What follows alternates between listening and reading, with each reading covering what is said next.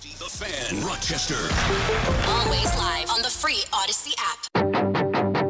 The Sports Bar with Danger and Battaglia. The Giants will be in Buffalo to take on the Bills Sunday night, but I think maybe Daniel Jones is thankful that he won't play in primetime. I mean, how are they going to be able to do anything against this Bills defense that leads the league in sacks? Do the Bills win? Do they do it by 15? Mike Danger. The Giants are not a very good team. The Giants are devoid of talent. I don't think they have any heart. I think they're misguided. I don't even necessarily think Brian Daboll is a good coach. 31-10 Bills. Ooh, Gene Battaglia. It's the Giants this week. If the Bills are going to win this game, Touchdown! Kansas City! Broncos country, let's ride. Veteran Frank Clark cut today. And the Phillies have beaten the Braves in the division series for the second year in a row. college football. Hail Mary's time expired. Houston shocked West Virginia 41-39. Your IT Tigers are also home. Go Tigers! It's a great night to be a Tiger. Amerks Hockey. A rough opening night for the Buffalo Sabres. There's going to be ups and downs throughout the season. We're in spooky season. It's Friday the 13th. It is Friday the 13th. 95.7 FM and AM 950 The Fan, Rochester. Yeah, I just had a thought based on what we saw last night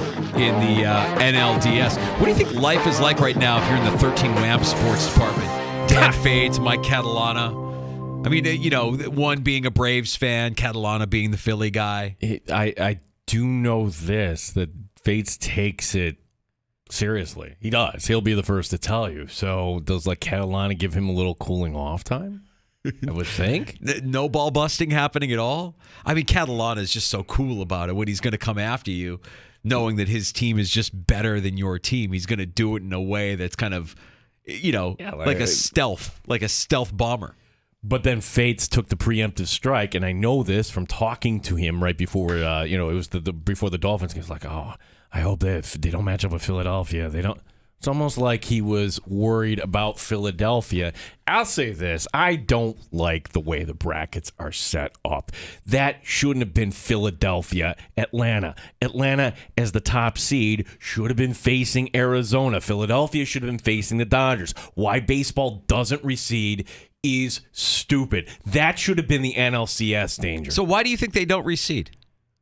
What's their reason for that? I have no idea. Nobody has any idea. Somebody's got to explain that to me. Like it's a college basketball bracket thing? Stop. Get out of here with that. Right. Like the NFL reseeding happens, right? Like not reseeding, but you play based on the lowest seed. Right. It's not a reseeding, but you play based on the lowest seed. That's interesting. I wonder why they don't do that, because you're right. You would think that an additional benefit, along with, you know, getting that little bit of extra rest there at the end, which I don't know is actually a benefit. If you're a Major League Baseball team and you're in your routine and probably all of a sudden, not a benefit. You get that rest, you get that week, but that week jars you out of your routine just enough versus the teams that are still in their routine and just rolling and playing their best ball at the right time. That's a tough break for Atlanta, for the Dodgers, for anybody that, you know, like really, really outperformed. They did well during the regular season. I would not want to face Philly. I would not want to play in Philly. I would not want to face Philly. Those fans are insane. I love them. They're crazy.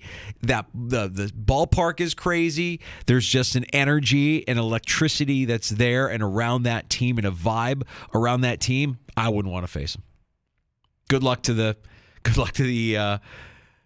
Diamondbacks, and let's see what that World Series ends up looking like. I'll give the Diamondbacks one game.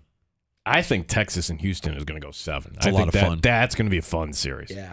But let's be honest, it's football season. Yeah, it sure is. And we welcome you into the Sports Bar.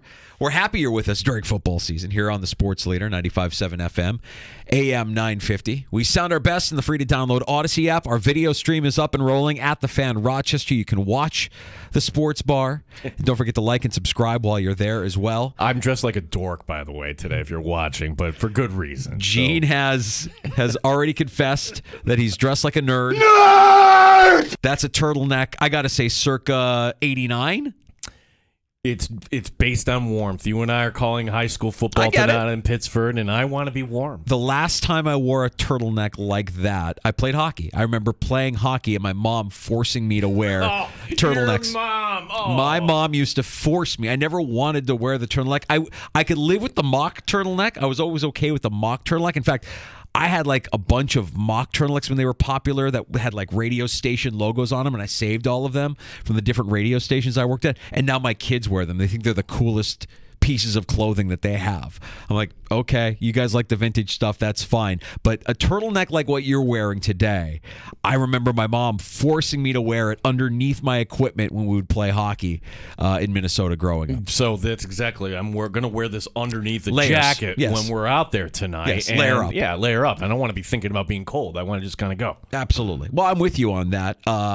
Congratulations. I didn't know that they still had that. You must have had that one bottom of the drawer, like stuffed away somewhere in case of nights like tonight.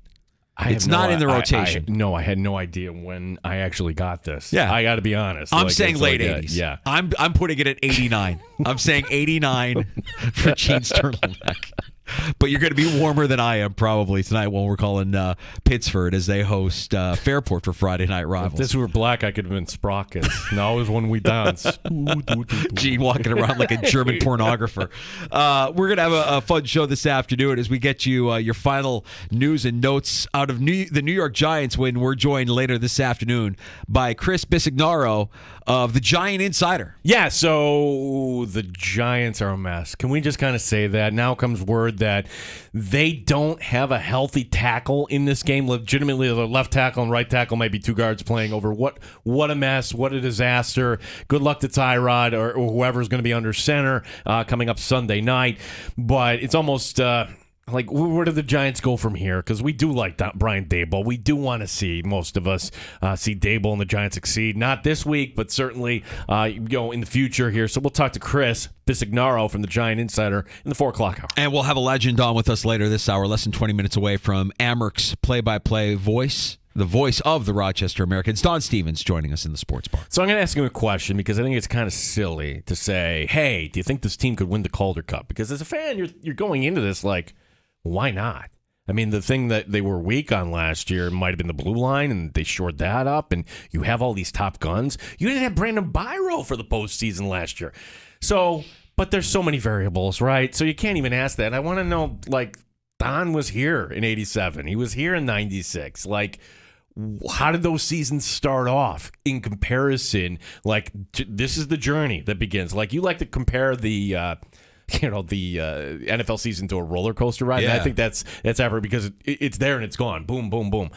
This, it's like, holy cow. It's like a cross-country trek here, a hockey season where you're going to have some detours and then you're going to have some things that are unexpected, but in the end, can you get to the promised land? We'll talk to Don Stevens coming up here at about 3:25. Yeah, we'll talk about how the Amerks and the Sabres can navigate those bumps in the road along the way. Also on tap here in the sports bar, and a tap at Three Heads Brewing, the Skunk Black IPA. Discover why a hint of roasted malt is the perfect complement to big hop flavor. Get some at Three Heads Brewing on Atlantic Avenue today. That's where we will be a week from today for Patriots Week. Yes. We'll be at Three Heads next Friday and getting you ready for the Bills' Week 7 matchup against their divisional rival. So join us for Friday Football Talk live from Three Heads next Friday from 3 until 6. We'll get to a round of shots during happy hour after 5 o'clock. Some takes on tap with I'll Drink to That coming up as well. And you can join us on the Good Smoke Barbecue and Pub Wingman line, 866 4FAN 866-4326. Award-winning barbecue from Good Smoke Barbecue and Pub in the new location, 135 West Commercial Street in East Rochester. GoodSmokeBBQ.com. So this I found funny, Danger, and I like to think that Rochester, as compared to other cities, we are so star craved. Like if Jennifer Gardner goes into the Canandaigua Wegmans, that's news. Yes. If Derek Jeter goes to the High Falls, we don't know how to act normal around celebrities. No, it really isn't. And kind of as a byproduct of that, anybody that's ever had a Rochester connection We know about it. Yeah, we own them. Yeah, it's like we know that so-and-so is from Rochester. Rory McIlroy is ours because he married a girl from Irondequoit. That's correct. Yes. Yeah, so like you get what I'm saying. There is a member of the media who's married to somebody with Rochester roots. I had no idea, and this person's on our station. Yeah. So if you've been listening to our station, you know we have a new morning show, Maggie and Perloff. Perloff, you heard for years on Dan Patrick. Yeah, McLovin. Yeah, and Maggie, I heard her first on WFAN. Like, she's great, and now she's doing the national thing. And it wasn't until recently I realized, wait, she's a Bills fan. She has Bills takes. Like Von Miller is like, no, don't play him. Put him in bubble wrap. Yeah, like I like that. And then I read some piece on her that mentioned that her uncle had season tickets, and that's how. I'm like, okay, she has roots in the area. Yeah, got that. Her husband is from Rochester. Yeah. Her husband went to Wilson Magnet. Yeah. Like, wait a second, Maggie's one of us. That's right. You're absolutely right. How did I not know this? She is one of us. And she's going to join us next week, Wednesday. She is joining us. She's excited. Like, good. I'm excited too. Send out the thing. She's like, normally you don't get anybody like, my gosh, it is the invite I've been waiting for. The Fan Rochester Sports Bar. I know your show. I'm like, what? Really? Yeah. Husband's from here. Went U of R ties as well, right? Her brother went to the U of R. Yeah. And she's had garbage plates. So, she says multiple garbage plates. Multiple. So she knows what's up. I love it. We'll have Maggie on with us Wednesday afternoon at 4:25, and you can hear the new morning show, Maggie and Perloff. See, the thing is, Maggie and Perloff were on CBS Sports Radio every afternoon, and you wouldn't hear that because you have us locally here instead. We cover Maggie and Perloff. The only time you would hear Maggie and Perloff was if both of us were out or off for a holiday, something like that. Or if you're like, man, Danger Battaglia, they're idiots. I'm going to go to the Odyssey app and listen to CBS Sports Radio, which you can do. Yeah, you can absolutely do that. Yeah. We won't hold it against you. It's a free country. But now, with DA moving on to greener pastures, Maggie and Perloff have shifted from afternoons to mornings. And, you still have some of the DA crew that was there with DA, holding it down with Maggie and Perloff. Still there, yeah, and it's a good show. It's a lot of fun. And when you listen, you can listen and know that Maggie and Perloff, she's one of us. She's got connections. She's got roots. I want to know if she's going to give us a little Rochester love on Wednesday or Thursday. Oh, I think so. I think so. I think that goes without saying. I mean, and if she doesn't, we'll find her. That we know what's up. You're one of us. Do right by us. Like her in-laws are in town. Like, we'll turn. Bing bong. Yeah. Hey. Hi. Just so you know, we'll turn on you quick. We'll turn on you quick if you do wrong by us. You know how it goes in this town.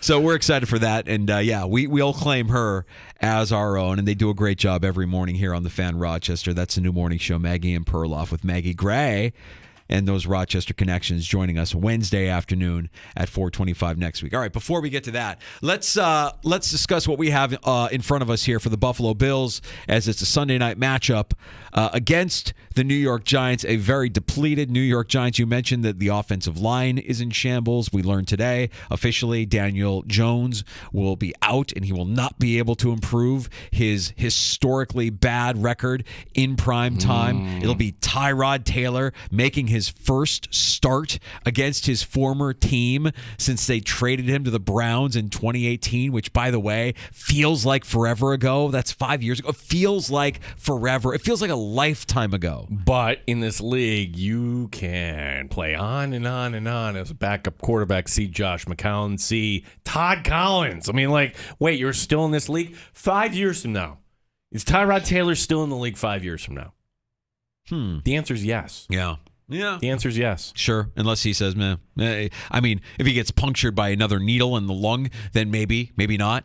By the way, did that ever get settled? Did he ever settle from that quack? He can't do anything. It's part of the CBA. You can't sue your own team doctor. Isn't that terrible? Yeah, Dr. Quack. Like, hey, everybody, here I am. I'm Dr. Nick. Yeah, who are they employing over there with the Chargers? Hi, everybody. Why would you absolutely? It's just ridiculous. Anyways, Tyrod will get the start. Just so everybody's clear, that's the Simpsons thing I was doing. So. Yes, and It's this guy, right? You're talking about Dr. Nick? Hi, everybody. That guy. Hi, Dr. Nick. Yeah, Thank you. That's the doctor for the Chargers that punctured Tyrod's lung, giving him an injection.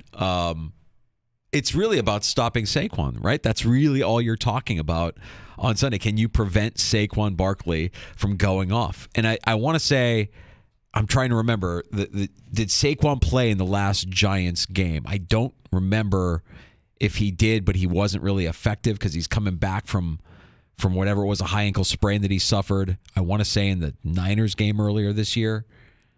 Oh, gosh. There's really not a lot of talent on this team. We'll learn more about the Giants next hour when Chris Bisignaro from the Giant Insider joins us. But when you look at what the Bills are trotting out, and after we had a look at their official Friday injury report, team is getting healthier. We had some questionable tags on the tight ends, on Kincaid, on Knox, and I want to say also on Dane Jackson, who was limited today in practice. But you've got a full practice from Christian Benford, no injury designation. You've got a full practice from Greg Rousseau, no injury designation. So the team getting healthier in some spots in advance of Sunday night, which is good news for the Buffalo Bills. Yeah, and we may not see Saquon. Darren Waller, Evan Neal are all questionable. So does Brian Daboll actually you know what, just to save face, I'm not going to play anybody in case I have that excuse. Sorry, Tyrod. Nobody wants to go. Nobody wants to be out on the field. We've lost our heart. We've lost our will to play. How could you possibly want to play if you don't have Daniel Jones out there? I mean, I get it, I guess. That's sarcasm. Daniel Jones, 1-12 lifetime in primetime. 1-12 for his career in primetime. The worst winning percentage in primetime since 1970. Quarterbacks that have at least 10 primetime starts. Brutal. Which you would think it was Kirk Cousins for the amount of flack he gets, and he's got a losing record in primetime too, but not like this. Yeah. So that's Sunday night. We'll have that for you here on the Fan. Rochester, 8:15 kickoff, 4 o'clock will be our pregame coverage here on the Fan. Talking to a few people that went to the game last night. Well, Dan DeLorean went because his family went. Our sales director Tim went. Yeah. And Scotty Karate went last night. We had a full barn, if I'm not mistaken. Yeah, that was it. That was really That's the highlight. Yeah, that's the highlight. Everyone. Yeah. It's such a long season. Alex Brasky put this out. By the way, Alex is going to stop by Three Heads next Friday. Oh, sweet. Yeah, he put out this poll, more disappointing season opening loss, Bills or Sabres. And that's one of those, you think about it for a half second and oh, wait a second. It's totally the Bills. Totally. You only get 17 of these. I mean, that's the thing with hockey. The Sabres are not as bad as they played last night, but man, oh man, they just look like a young team that was just too uptight. I think just lifeless. I mean, there wasn't really any, the same thing that you saw on Sunday in London with the Bills felt like the same thing what you saw with the Sabres last night. Just no sense of urgency, no desire, no fire, really. I mean, just flat. That's really all the best word I could use to describe it. I didn't think Devin Levi was bad. A couple of nice saves and something. No, I didn't think he was good. I didn't think he was bad. I didn't think he was good. No, right. I think that's not going to inspire people, but he's not the reason why they lost. So that's kind of the way I look at that. You need more from your goaltending, but again, it's one game. Problem is, this 1-3-1 that the Raiders, the Sabres have no idea what, is this what other teams are going to be like, this is how you beat Buffalo? I don't know. It wasn't like they were ready for it last night. And I figured, all right, it's one of those games. We saw this how many times last year? 2-0, and they'll figure out how to come back in the third, and they didn't figure it out. Yeah. Well, and that's why you're watching, right? Even when they're down 2-0, 3-0, you're like, well, they've been in these spots before. And again, that maybe it's that you need the wake-up call where you start to play with that sense of urgency. They just never had that sense of urgency last night, just never saw it. So a disappointing start to the season for the Buffalo Sabres with the loss against the Rangers at home. But you're saying it. I think everybody that wants to stay sane is going to say it. It's a long, long season. If you start off the season with a losing streak, then we're going to start setting things on fire. Nobody wants to see this team go 0-5 to start the season, 0-4 to start the season. That's not going to fly. No, I think there are two sports where you have to tell yourself this. It's this and it's baseball. When the Braves won a couple years ago, they were below 500 in the month of June. All right, so that's a fact. So you just have to be the hottest team in hockey, and you have to be the hottest team in baseball, provided you win enough games along the way.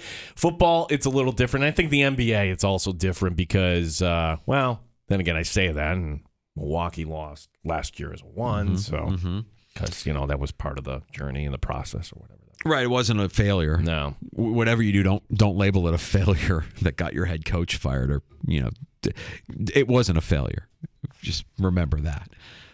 Let's get Don Stevens on with us. He is the voice of your Rochester Americans. You'll hear him tonight on the call as we have Amerks hockey for you in their season opener. Bridgeport is in town. How many seasons is this for Don? I guess I could count, but if you got here in 87, we lost track. 87. 36. 36. 36. Yeesh. Yeah, because we do count whatever that was in 2020. So yeah, that's damn impressive. Don, you gotta look. You're doing this until you get to 50 seasons, Don. I'm sorry. Sorry, those are the rules, Don. We'll get Don Stevens on with us next. Get a preview of tonight's action between Bridgeport and your Rochester Americans, who kick off their campaign at Blue Cross Arena. That's on the way here in the Sports Bar. Danger and Battaglia, the Fan Rochester. Odyssey has sports.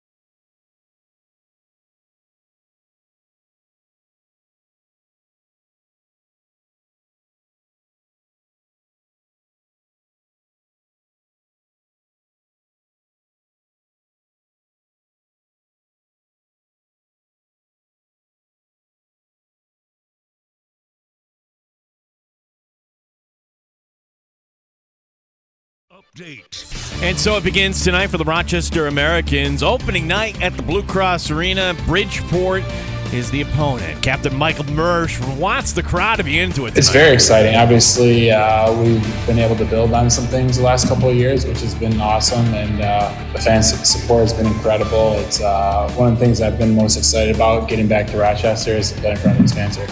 Don Stevens, voice of the Rochester Americans. He will have the call tonight beginning at 7. Don joining us next here in the Sports Bar. Buffalo Bills injury report is out on this Friday. 3 players are questionable for Sunday night's game against the Giants.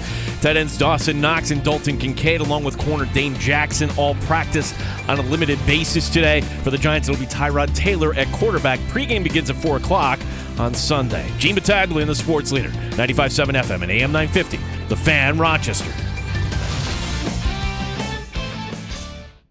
Beer is cold and the wings are hot. You're in the Sports Bar with Danger and Battaglia on the Sports Leader, 95.7 FM and AM 950 The Fan, Rochester. Yeah, I'm excited for our group. That to me is the big thing. You know, excited for this is the first opportunity for this group of men to show publicly to our great fan base what we want to stand for, what we're going to fight to try to be about this year. So I'm excited for our guys. You know, our guys, obviously we had a good year last year, but we've had a lot of guys that have had really good off seasons, that are hungry, that came into Buffalo's camp, had really good camps in Buffalo, and they're hungry. They're hungry to become a great team again here. They're hungry to try to get further in their career into the NHL. And so I'm excited for our group to take that little first step tonight towards trying to be something that we're proud of. There's Rochester Americans head coach Seth Appert. Boys taking the ice tonight for the first time in the regular season against Bridgeport here at Blue Cross Arena, a game you'll be able to hear on the Fan Rochester. Puck drop just after 7 o'clock. Yeah, I think we'll find Don here sooner or later. Don Stevens, the voice of the Amherst, scheduled to join us here and preview tonight's action.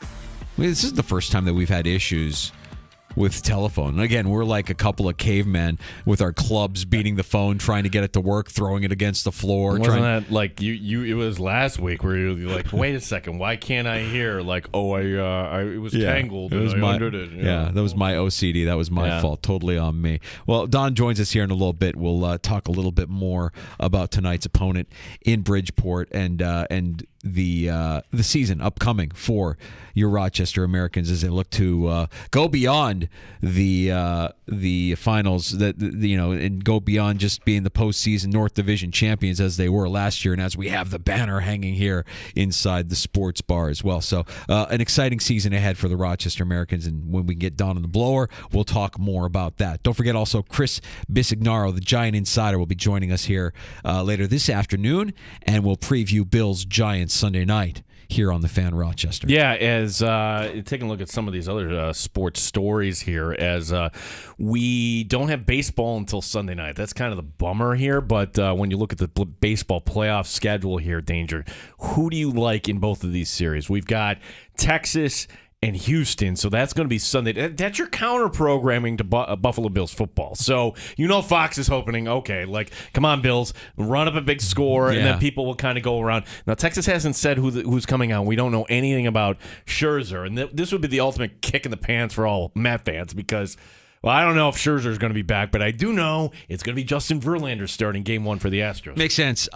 Look, my heart is rooting for Texas. I would love to see the Rangers advance to the World Series. I love that offense, but man, I just feel like Houston, they've been in this spot so many times and they know what to do in this situation. My heart says Texas, but my brain says the Astros advance to the World Series again. And I guess if it's part 2, if it's Phillies Astros for the second year in a row, I think I'd be okay with that. I think I'd be like entertained by that. I just hate Houston. I just hate those cheaters. I just can't get over how awful and wonky that whole scandal was at a time when not a lot of people were paying attention to sports. It kind of flew under the radar. But those guys are just absolute cheaters. I don't know if they are ever going to get by. And maybe the fact that they brought in likable Dusty Baker and they won it all with Dusty Baker and everything else. It still feels like an organization that's tainted. Don't tell that to people down there, certainly. And then, all right, in the National League, and they haven't announced who's going to be starting this. We got to wait till Monday. You get the Monday afternoon game, Texas and Houston. That's going to be game 2. And then Arizona-Philadelphia is going to be your counter-programming to Cowboys and Chargers. Funny how, like, baseball at least had the good sense to say, you know what? Might be embarrassing if we put the team based in Texas, the Texas Rangers, up against the Dallas Cowboys on Monday night. Yeah. Smart. Yeah, and the Cowboys always pull a big number. That'll probably outdraw the Phillies and the Diamondbacks on Monday night. But in that series, I mean, look, I just spent a lot of time talking about how I wouldn't want to play Philly. I wouldn't want to play in Philly. I wouldn't want to go against that team. They've got a different vibe and a different attitude than any other team in the postseason right now. I like the Phillies. And again, Phillies in 5, Phillies in 6. Yeah. I mean, it feels like they're going to advance. It feels like they've got bigger things on their mind than just the NLCS, that they're going to actually try to win the whole thing this year. And even if it is Houston again, they'll find a way to get back. I mean, right now, Philly's my team. Sorry. That's who I'm. That's who I'm pulling for. I can't help it, man. I like too much of what they're doing on the field, and also it's Philly fan is crazy. I dig it. It's the swagger of that team. And like they can't. And honestly, I thought, you can't win like this when Schwarber's batting below 200 and using the long ball. But there's Castellanos twice last night. And Schwarber's a winner. Like, fine, you can say whatever you want to say about his numbers. The guy's just a winner. He just wins everywhere he goes. He's just a winner. Guy's a winner. I love that guy. Love Schwarber.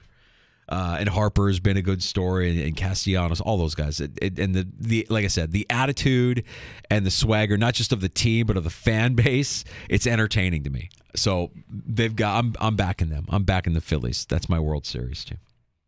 Anything exciting in college football that you're looking forward to? Notre Dame, USC, certainly. That's the one we'll be paying attention to on Saturday night, right? I think for a lot of us, my first experience with Michael Penix was when he was at Indiana. He was like really good, but I want to see him against Oregon. Yeah, and that one is an interesting one where you could expect most likely a lot of points. So we'll be looking forward to Oregon and Washington, Notre Dame, USC, of course, tomorrow night. If you're in the Odyssey app, you can go back to earlier this week, our conversation with PJ Glasser from BetQL. Send it in, get some winners for your college football slate. Make some money this weekend with tomorrow's college football action. It's a busy night. We found them. Don, is this year 36? Have we counted correctly here? 38. 38? Oh, my God. Oh, my gosh, we're way off on that. I mean, like 2020. 20 years behind the time. Yeah. Don Stevens, voice of the Rochester Americans, started. Well, we were just joking. You know, you have to stay for 50 here. Those are the rules, Don. You know this, right? Wait a minute, though. Let me tell you, though, this is my 38th here, but it's my 54th in broadcasting, so I've already gone by the 50, all right? So what is 40 the next? That's the next milestone. We got to say 40 years as the voice of the Amherst, and that in and of itself, beyond the 50-year plus broadcasting career done. I mean, again, here we are, and all we can say is, wow, you continue to get up and get ready for it, and we're looking forward to another great season of calls and another great season of Amherst hockey. Yeah, thanks. It just gets a little slower every year. Well, Don, this is another opening night for you. You still get nerves after all these years? I don't know if I ever got nervous. Well, maybe the first couple of years I got nervous, but again, I've just been doing it so long that I'm not nervous. I don't think. A little bit more of a question in the back of your mind, which is always there. Is my voice going to hold out for the game? Am I going to remember the numbers that I memorized and things like that? You just a little bit of a couple of questions like a player would have before they get out and take their first couple of turns around the ice. Don, we talked to Seth Appert earlier in the week, and as we were kind of like reviewing this roster heading into tonight's action, on paper, I mean, this looks like the best roster I can remember the Amerks having in a long time. Is this the best roster the Amerks have had here in years? Would you agree or disagree with that? Well, I wouldn't necessarily disagree. I think it comes pretty close to the one we had here a couple of years ago. But remember, we had Quinn and Paterka and Samuelson and Krebs and that was the year before last. That was quite a roster there, and it seems to be holding up to that level. The question is, you don't know exactly what you got, of course, until you get into the season. Like there's 3 Russians on the team now, 2 we haven't seen before, so not sure about those. We've got players coming in, one from Toronto, and we got.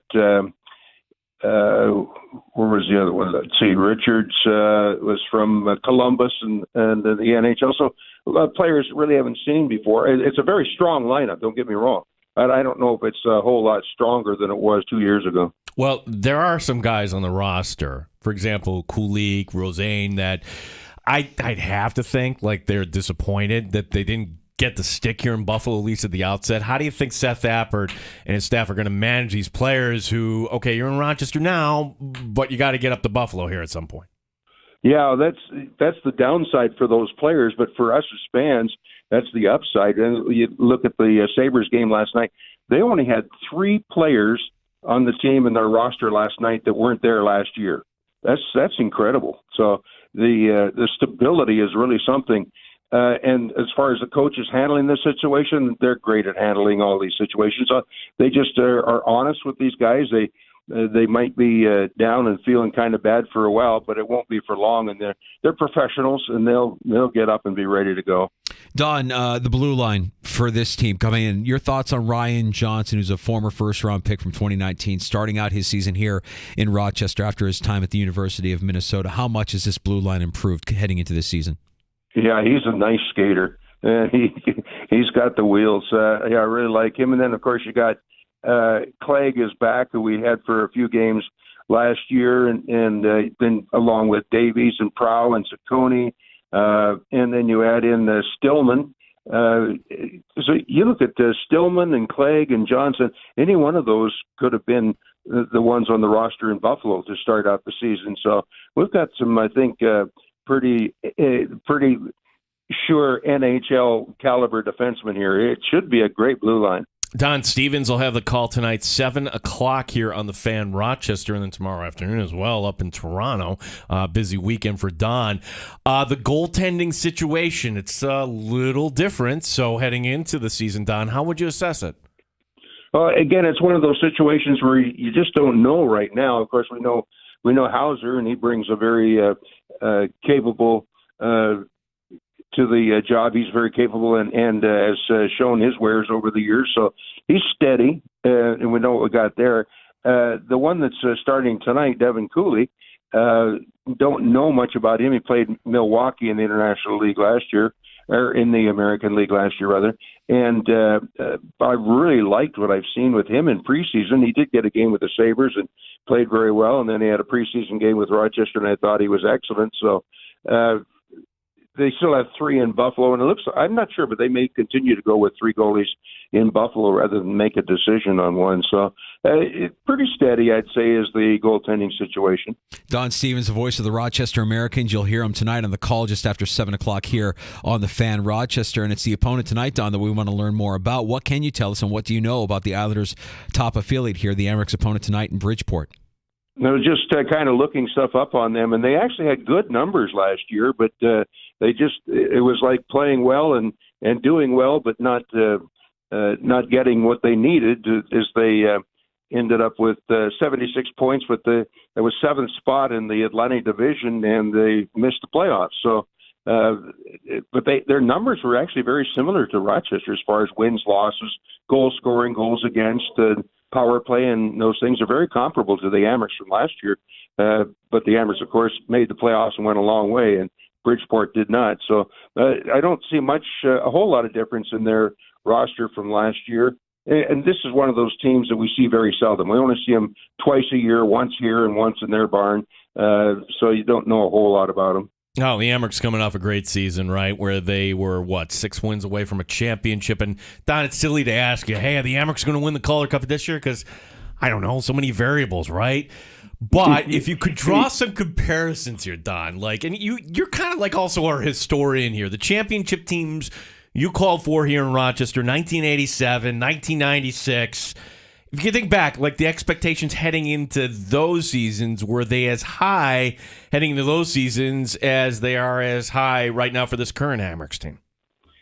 Well, I don't know. Maybe I'm a pessimist or what, but in all those championships, and I've been fortunate enough to bid on a lot of championship teams. I think I got 9 rings or something, and I don't think there's any one of those that I felt that we were going to win the championship. I think every one that went through, I felt, okay, well, we're going to be okay, but we're not going to go very far. And I think that was the case in the 2 previous championships here in Rochester for the hockey team.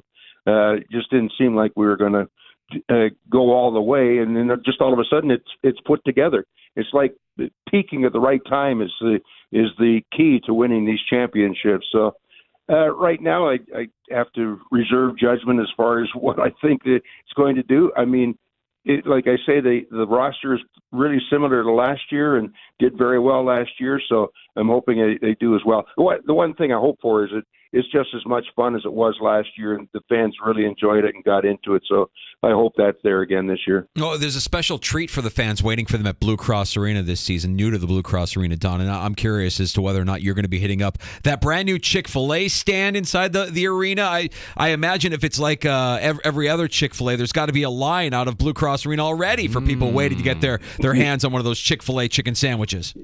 Yeah, I haven't seen it yet. I was just going to go up and take a look and see what it looks like, but I haven't seen it yet. But there's big lines out front of the building. Of course, the block party starting here at 4:00, so kicking off the season, which is very well attended last year. So I'm not sure if they have one of those mobile units out front or not. But anyway, there'll be lots of food, and Chick-fil-A is going to be a great addition for this year. Don, you're synonymous with Amerks hockey, of course, synonymous with sports in this town, and just how much pride you take in the fact that it's like we're back here, like the sellout crowds in the postseason last year and the year before that, and you have this excitement heading into this year. It just feels like we're back to where we should be in this town. Yeah, no kidding. There's just a lot of years we're downtime and where the team basically had just lost all support in the community, and probably deservedly so, because things were not run right or not done well. But it seems to be back now, like you say, back to my first 10 years here were unbelievable. In my first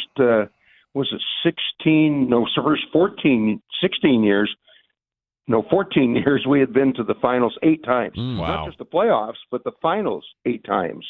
And that's the way it was. And we were operating at 93% of capacity in the building. Of course, it was before the expansion. But so, yeah, it's back. It's on a roll. And let's just hope that they're able to keep it rolling here.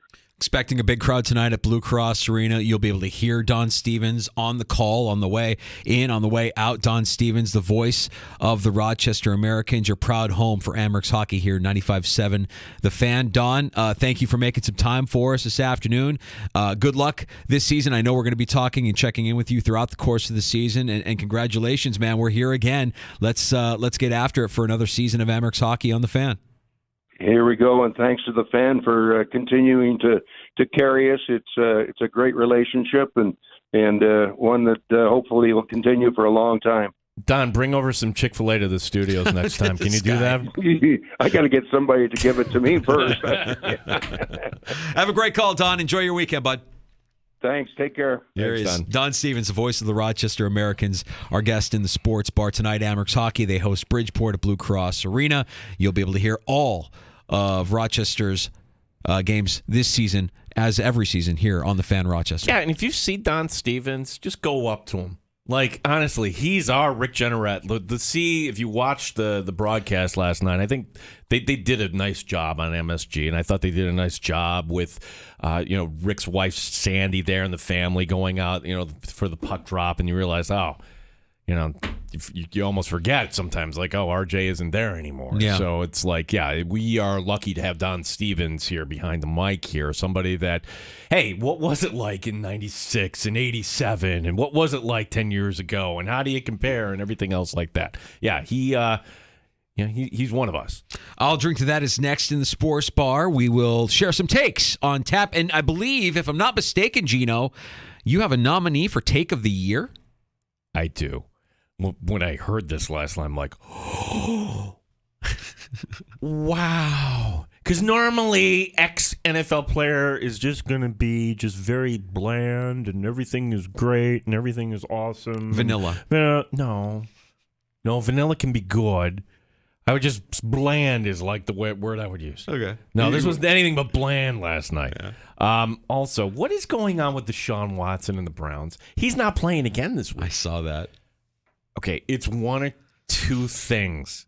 Maybe there's a different angle here, but I want your opinion here, because if it's the other angle that nobody's talking about, boy, we got a problem. Something has gone on in the world of football, and I'm happy to report that the pendulum may start to be swinging in the other way. We'll explain with I'll Drink to That, some takes on tap next. You're in the Sports Bar. Danger and Battaglia on the Fan Rochester. Odyssey has sports for every fan. Keep up with your favorite teams from across the country and get the inside scoop from experts. AUDACY.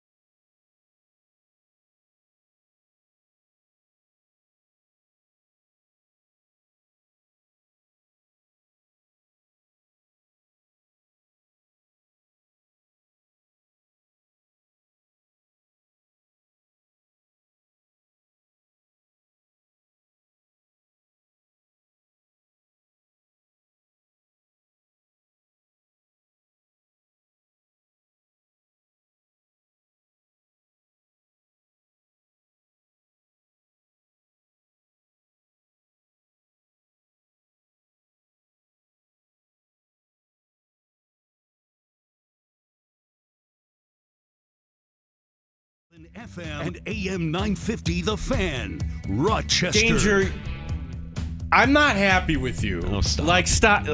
So we have this game. You're not happy with me because you and Derek the pizza dude, our engineer, you're not happy with me because you guys are both 12 years old playing this game? No, but you set me up. So in our studios, like most places, there's glass and you can look through studio after studio. And Danger's just like, oh, who's doing traffic there? And I'm like, well, that's Tim. And I turned around and I see Tim. And I'm not looking at whoever else is in the studio. And Danger's like, you're the one who set me up on this. You're like, well, who's training with him? I'm like, who's training with him? And then I turn around again, and there's Derek, the pizza dude, with his big middle finger at me. And then like, bam. That's an imposing digit. I mean, it's menacing. It's a menacing digit that he was firing at you. And this is the game that you guys play. You try to catch each other, flicking each other off. And that was a total loss on my part. But can you reset as to how this game started? Because you guys are 12. I love it. Yeah. How this started, I even remember the year. The year's 2016. We're during the Courage Bowl, which is St. John Fisher and Brockport every year. And at the time, Derek is a senior at Brockport, and he's on the broadcast with young Nick Coble, who's not young anymore, but I used to call him young Nick. And so, great guys, right? And I'm doing the professional broadcast here, and they're doing and they do a great job on the point out there. But they're nervous. They're getting, you could see they're just kind of like this. And like 10 seconds before they go on, I just look over and smile.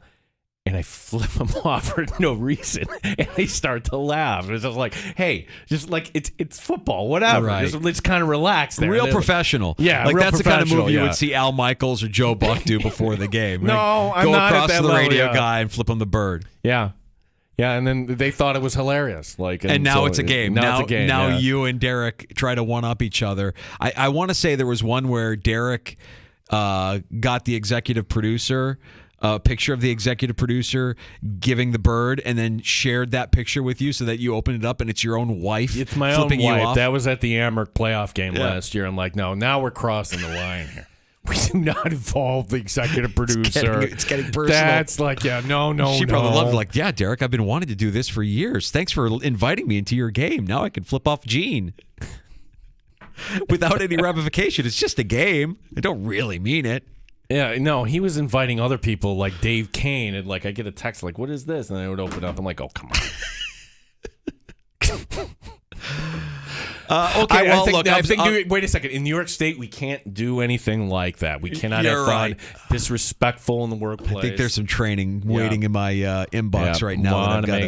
I've got to get freshened up on. I shouldn't even be talking about this. It's time for some takes on tap in the sports bar. I'll drink to that. It is so rare to hear an NFL commentator to eviscerate a current NFL player, especially when that commentator is an ex-player. Normally, they don't do this. So with that, if you haven't heard this yet, just sit back, relax, and enjoy this quality A-plus take from former Panthers and Ravens receiver Steve Smith. Not to be confused with Stephen A. Smith. This is Steve Smith on the NFL Network last night about his conversation with Broncos wide receiver Jerry Jeudy. I called out to him because on my podcast, Cut to It, I just talked about guys that maybe have not showed up in a way or in a manner. And so the word that I've used to describe him in the past was a jag, just a guy. And so when I saw him, he's playing well. I wanted to say to him face to face, like, hey, I know I said some things in the past I probably shouldn't have, and I'm sorry. That's what I wanted to say to him. His response, Mike Robb and Bucky, was ninja. Ninja? Yes, I'm using the word ninja. I'm just using the word ninja. I don't mess with you. And it was a curse word. And so I was like, all right. And then he repeated it. So I'll say it again. I'm sorry that I said you were a jag, just a guy who's an average wide receiver they use a first-round pick on that isn't doing anything. I hope today that you actually show up in a way that you haven't showed up in the last couple of years since they drafted you. So if you ever got a problem with Agent 89, I'm sorry for saying that you're an average wide receiver that they eventually will move on. And when teams call me and asking Should they trade for you? I would say no. Don't trade for Jerry Jeudy because he's mentally unable to handle constructive criticism from people who watch specifically, can he be a wide receiver? He could be a wide receiver. He's a tier 3. Go back into the studio. I'm done now. Thank you. And he physically dropped the mic. Like that was a physical mic, like dropped the mic. Wow. Oh. Wow. And Steve Smith has always been outspoken. I don't like that he calls himself Agent 89. I don't like that he refers to himself in the third person like that. But everything he's saying about Jeudy is right. He's not wrong about anything he said about Jeudy, and he feels disrespected because Jeudy doesn't want to listen to the what a former wide receiver has to say about his performance and his play. Yeah, I thought we cleaned up language. I thought that was against NFL rules in any context. When he's saying ninja, that's code. Yeah, I get it. And it took me a second because he was saying, first he said JAG, and he said just a guy, and then he said ninja. I'm like, all right, what is that an acronym for? And then it took me a second. I'm like, yeah, okay, I get it. Yeah. Yeah, so, Danger, if with your permission, I'd like to nominate that for Take of the Year. All right, couple thoughts here. One, this puts to rest in my mind. We had this take earlier in the week from Matt Beauvais. The Bills should load up on offense. Okay, I will listen to that. They should offer a third-round pick for Jerry Jeudy. No. He's a Jag, okay? He's just a guy. Take number 2. We need more Steve Smith, okay? And also, do you think players don't hear things? In the next segment on NFL Network, I'm not going to play it for you, Jeudy is photobombing Mike Garofalo and Smith. He's doing some sort of weird dance, very mature last night. Well, you could at least follow it up with a performance on the field to shut everybody up. What was that? 3 catches for 14 yards. A Jag. 20 receptions, 222 yards, 0 touchdowns this season. I mean, that's below pedestrian. You could find so many receivers that will show up and give you more than what Jerry Jeudy has given his team so far this year. I wouldn't even say he's average. He's below average. He's below average. He's a below average receiver. And the Broncos took him in the first round. They made that investment. He was nice at Alabama. I just remember the pre-draft process with Jerry Jeudy, and every bit of film that you saw or every interview you saw, I'm like, this guy doesn't seem very bright. No, and the one where he shows up and he's wearing the Star of David, and it's like, oh, come on. No, don't do that, Jerry. Let's not do that here, buddy. I wanted to pull up like comparable stats to another wide receiver to make a comparison.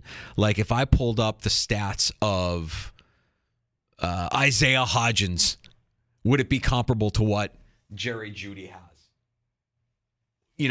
That's kind of like where he's at as far as his production, where he is right now in the NFL. And if some team does trade for Jerry Jeudy, what are you really giving? A smart team isn't giving up a third for Jerry Jeudy. A smart team is maybe giving up he's Chase Claypool, right? Like he's a pick swap guy.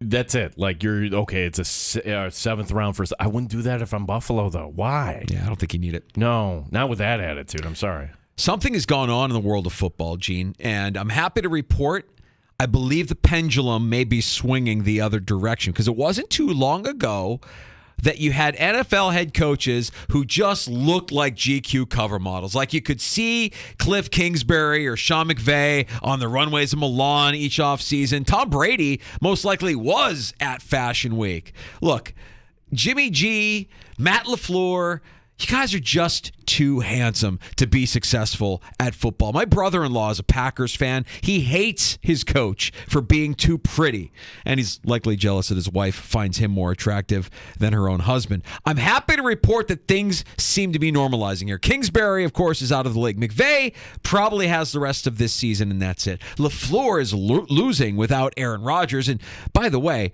this is also extended to the college ranks now. Notre Dame's Marcus Freeman is too good good looking for that sideline. And his quarterback looks like young John Wick. Am I watching Sam Hartman or Neo in The Matrix?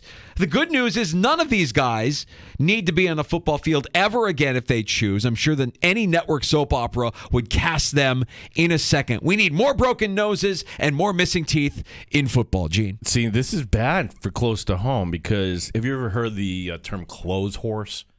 I learned this from the executive producer. This is somebody who that's like you're buying clothes every week. You want the latest fashion. You're not going out looking anything less than your best.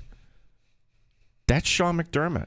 Sean McDermott, and it's rare you see him outside of Bills gear when you're up at the podium. You have to wear that stuff. But in those instances where he's out, he loves fashion. He loves clothes. Sean McDermott? Yeah, you haven't dialed into that? Yeah. Zero interest. I have not seen any of it. Yeah. But he looks like a football guy. Like Sean McDermott doesn't have that's you're not going to see him showing up at the Met Gala or anything like that. Right. And if Diggs showed up at the Met Gala, I'm totally fine with it. Yeah. Do you go to the Met Gala like Diggs is into fashion? I'm not saying there's anything wrong with being into fashion. I'm just saying these guys are too pretty. They're too pretty. Like the quarterback Hartman for Notre Dame looks like that dude could walk into a room and impregnate everybody just by walking into that room.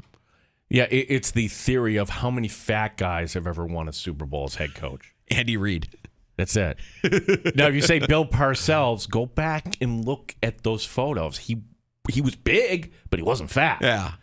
Like Mike McCarthy with the Packers. Oh, he's a fat guy. No, he was big. Yeah. But he wasn't blubbery. He's fat now. No, he's fat now. Yeah, he looks like he could lose a toe by halftime. That trend feels like it's going in the other direction now. It feels like it's going in the other because the pretty boys aren't necessarily getting over. They're not necessarily winning. They were for what Jimmy Garoppolo got to the Super Bowl. All right, where do you fall on Sirianni? Sirianni looks like he maybe broke his nose once. Yeah, McDaniel is nerdy, but he likes to. McDaniel's starting to look like your next door neighbor. He's just starting to look like the guy that lives next door to you. He's just, he went from looking like this young football guy who had some of that, but he's aging like the rest of us. And now he's starting to just look like your next door neighbor. Like, oh, there's Josh. He's out there mowing the lawn again. Oh, he's wearing the visor again, isn't he? Yeah, he sure is. Yeah, that's Josh. No, man, he's vaping again. Your next door neighbor. Oh, and that's Mike McDaniel. Mike McDaniel is just a dork. He just looks like a dork. Yeah, he looks like an egghead. Looks like a guy you'd run into at Starbucks. Or, we call him Mike McBarista. Yeah, like he's behind the counter asking if you want extra foam on your latte. Kevin Stefanski, we don't care about because the Browns are kind of a mess, but what's going on with Deshaun Watson, the Browns? Why aren't we talking about this? Again, Deshaun Watson not playing this week. Okay, good luck to the Browns. We get the Niners. Oh, he's been medically cleared to play. Okay. Where's the disconnect here? It has to be... Okay, I see this as only one of two things, right? And this is the obvious one. He's got the guaranteed money. He doesn't want to get it. He's not 100%, so what does he care? And that could very well be it. But, Danger, I'm going to ask you this question. What kind of character are you if you get paid all this guaranteed money to do a job and you say, I got my money, I'm not going to do the job anymore?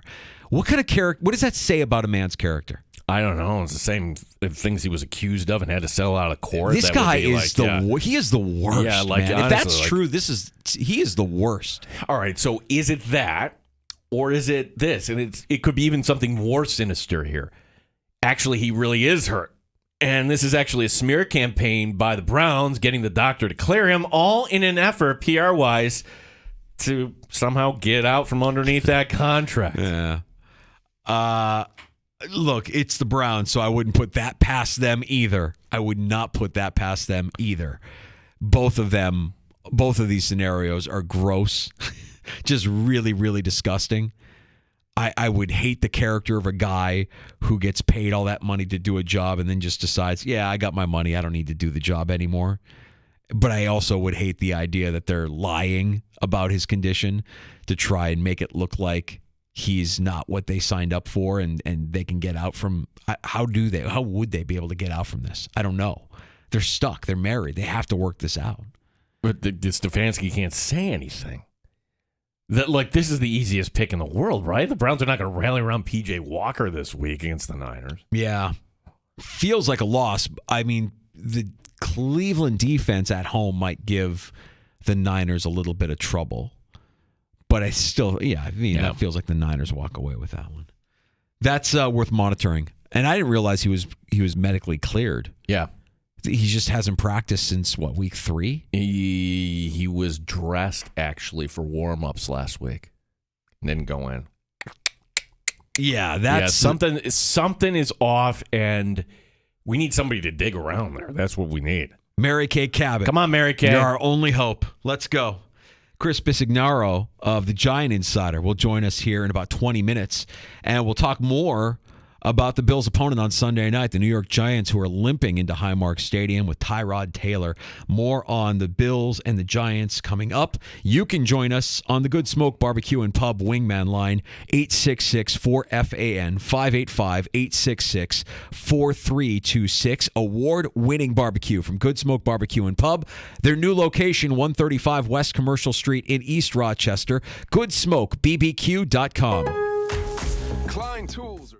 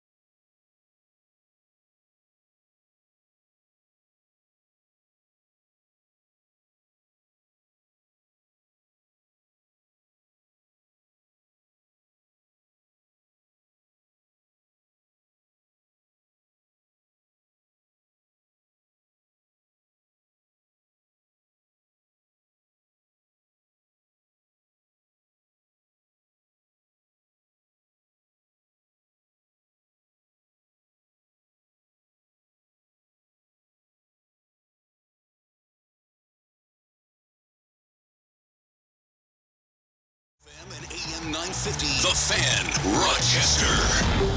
Always live on the free Odyssey app. The Fan, Rochester. Sports Update. Something we haven't said since the month of May. It's hockey night in the Flower City tonight. The Rochester Americans are home. Bridgeport is the opponent. Here's head coach Seth Appert. Not a ton. I mean, we showed a little bit of video on Bridgeport, but they have a new coach, new players. So exhibition games don't tell you a ton. We gave our guys a little bit of information, but not too much. I think 95% of these early season games are about yourself, not about your opponent. Don Stevens will have the call beginning at 7 o'clock here on the Sports Leader. Bills injury report, 3 players questionable for Sunday night's game against the Giants. Tight ends Dawson Knox and Dalton Kincaid, along with corner Dayton Jackson, all practicing on a limited basis. Officially will be Tyrod Taylor under center for the Giants. Our coverage Sunday will begin at 4 o'clock. Gene Battaglia, the Sports Leader, 95.7 FM and AM 950, The Fan, Rochester. The Sports Bar with Danger and Battaglia. The Giants will be in Buffalo to take on the Bills Sunday night, but I think maybe Daniel Jones is thankful that he won't play in primetime. I mean, how are they going to be able to do anything against this Bills defense that leads the league in sacks? Do the Bills win? Do they do it by 15? Mike Danger. The Giants are not a very good team. The Giants are devoid of talent. I don't think they have any heart. I think they're misguided. I don't even necessarily think Brian Daboll is a good coach. 31-10 Bills. Ooh, Gene Battaglia. It's the Giants this week. If the Bills are going to win this game, Touchdown! Kansas City! Broncos country.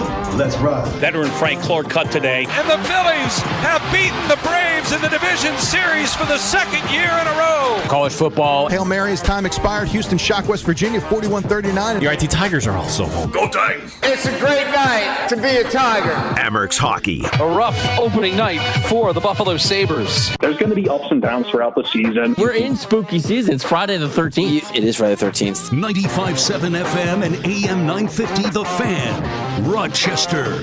Back in the sports bar, Gino, I saw this cross my feed, and I had to do a double nay. I had to do a triple take to make sure I wasn't just pretending what I saw. So, the Cleveland Browns put out like an image earlier on their official feed on X, and it's an image. I can't remember if it was Watson or who it is, one of their players, and they're wearing the all whites, and it's a spot, one of those sponsor tweets. You know, the Bills send them out all the time. You have to tag the client. Right.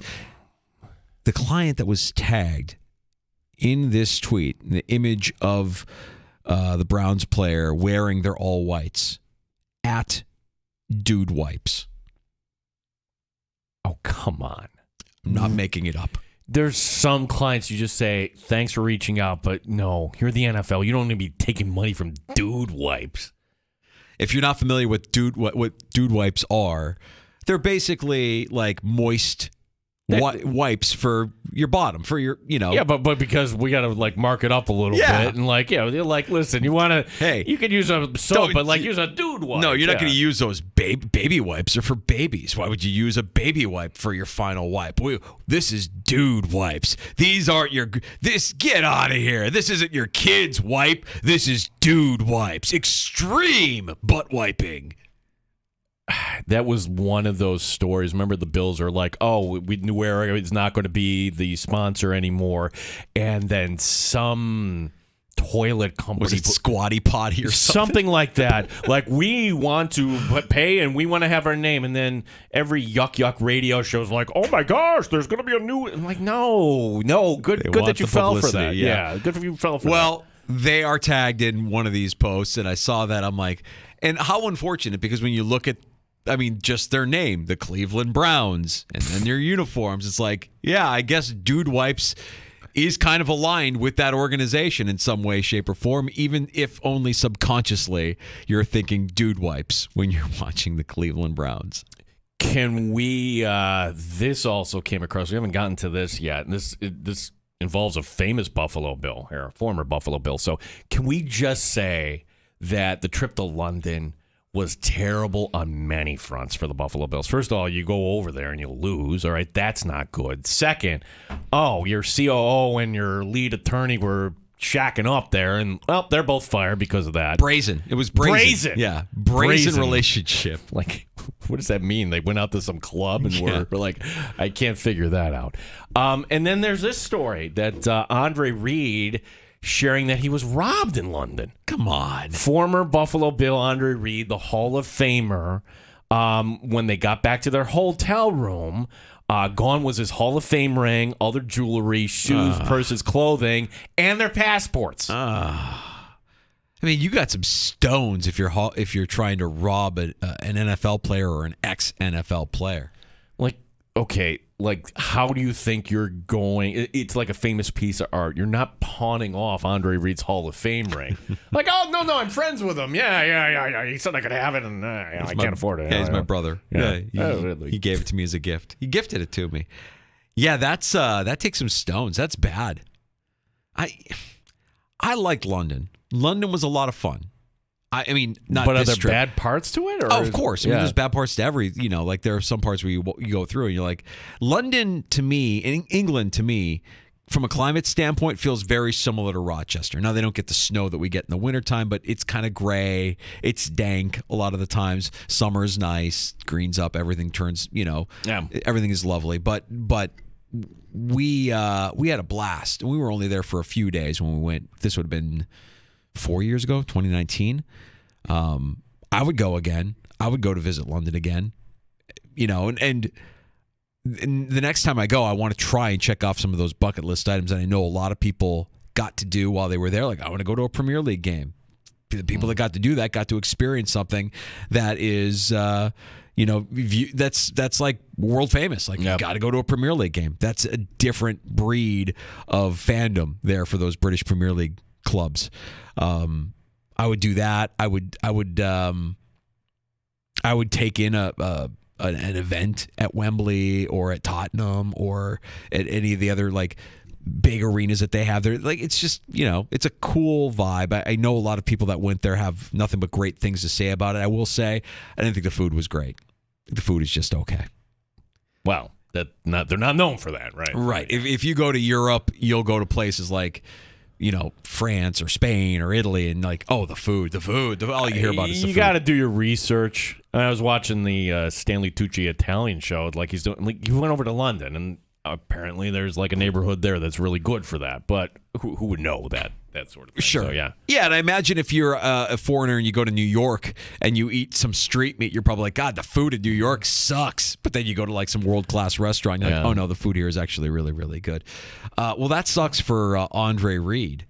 And yeah, I think the Bills are set. They don't have to go back to London anytime soon. We can avoid that for well, how long can we avoid it for? I'm wondering if they get tapped on the shoulder just because the new stadium isn't ready.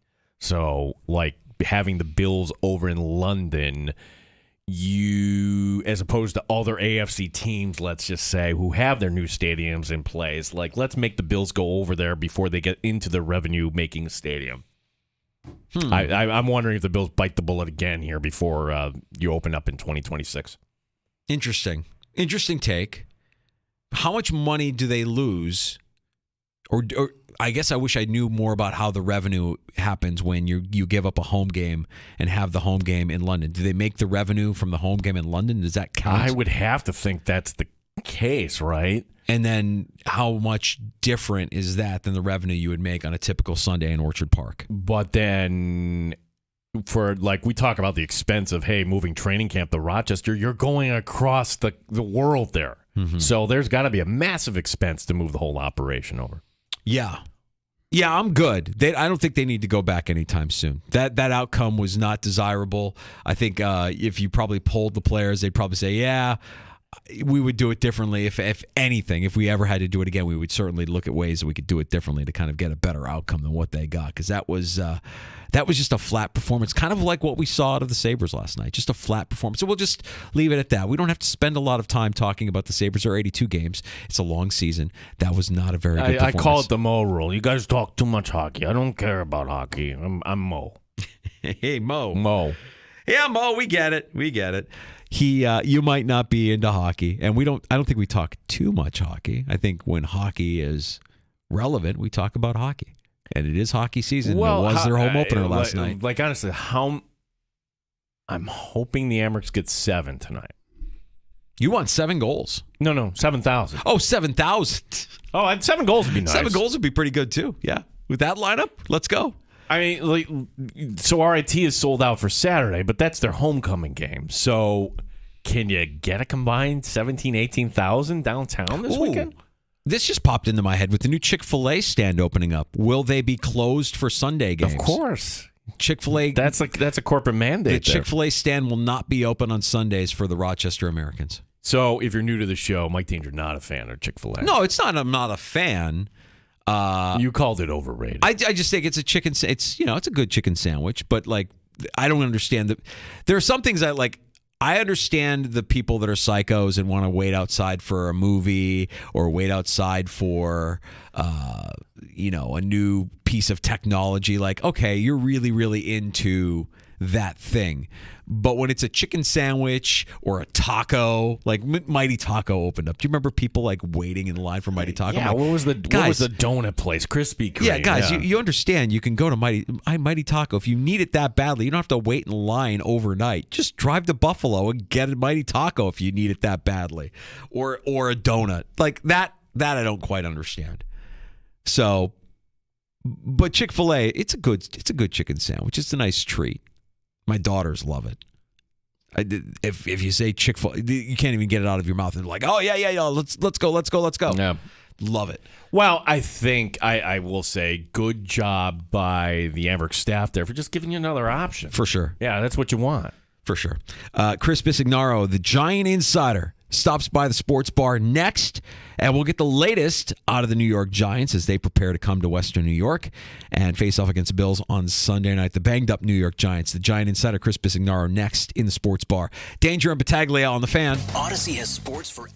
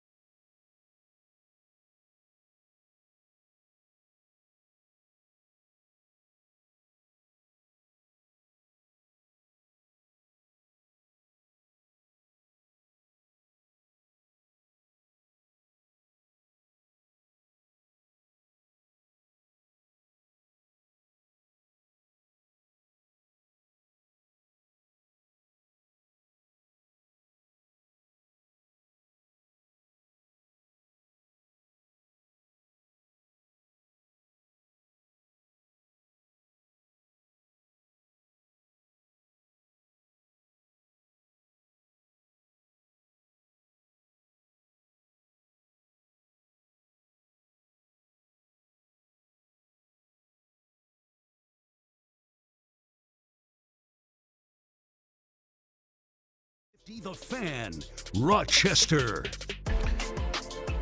Hey, you're back in the sports bar. It's Danger and Battaglia as we prepare for Sunday Night Football. The Bills in prime time and hosting the New York Giants at Highmark Stadium. To get the latest out of the Giants, we go to our trusted voice, the Giant insider, Chris Bisignaro, is joining us in the sports bar. And Chris, I shudder to think and try to crawl around inside of the head of a Giant fan. It hasn't been a great start to the season when the expectations were as high as they were coming into the season after making the postseason last year. How are you and Giant Nation holding up here heading into Week 6? Well, I'm doing good personally, but Giant Nation is not doing good, and it seems like it's only getting worse with all the injuries and now facing I'm pretty sure, a pretty angry Buffalo Bill team. It's not going good down here. Like you said, the expectations was pretty high after going to the playoffs last year, winning a playoff game and all that. And whatever could go wrong has gone wrong so far. Well, and if you're doing blame assessment and you come out of the gate before all the injuries, that's embarrassing losing to Dallas on that prime time matchup here. So is it more, wait a second, maybe Brian Daboll isn't getting the most out of the guys that are there, or you look at the roster construction and this isn't it? Or should it just be, hey, the team actually overshot last year, they overachieved, and this is actually a long rebuild? Chris, how do you view who's to blame here for where the Giants are right now? No, basically everything. I mean, the offensive line's been horrific. Look, Daboll got this team in the playoffs last year and won a playoff game with a very mediocre roster. So it's not like he forgot how to coach. You guys are very familiar with him up there. The guy's a good football coach. But, look, this sums up the season, okay? I mean, it's just the start of the disaster. You ready? Tackle Andrew Thomas, Pro Bowl tackle, injures his hamstring chasing on a blocked field goal, chasing the ball carrier on a blocked field goal. And he's been out. And he played the rest of that game, but he's been out since. The offensive line's been horrific. The defense hasn't been nearly as good as last year, giving up huge plays, not good in the red, not good in the third down. I don't know what's more. So it's a combination of everything. Guys, last year they played a lot of tight games and won a lot of close games. This year they just get blown out. I mean, the roster's just not very good. And some guys that asked to step up and be kind of impact guys haven't. And, but I'm not going to go with the Daboll. Daboll's trying everything, but it's just not there right now. Chris, the one player that I think the Bills probably will want to key on because he might be the most talented player on the team, and that's Saquon. But I wanted to know from you how he is, where he's at coming into this game. We knew he had an injury earlier in the season and is working his way back from that. Tell us a little bit about where Saquon is right now and what he might mean to this offense come Sunday night. Yeah, well, being with Saquon yesterday, he's going to be a game-time decision. I'm not quite sure he's going to play. Wow. That ankle's still hurting. It's weird, but last week I thought he looked better. And people ask me, hey, Chris, what do you think? And I was like, gun to the head, I think he plays. Well, we didn't play. This week he seems to be a little more down. That ankle doesn't seem to be right yet.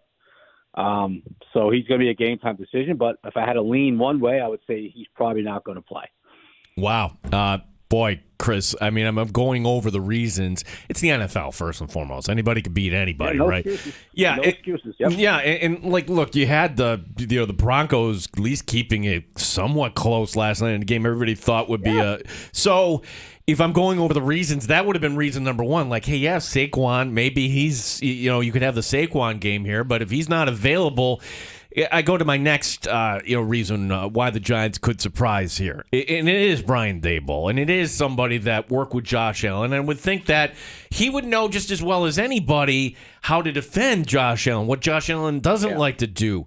But I guess, do the Giants actually have the personnel to do whatever is needed here?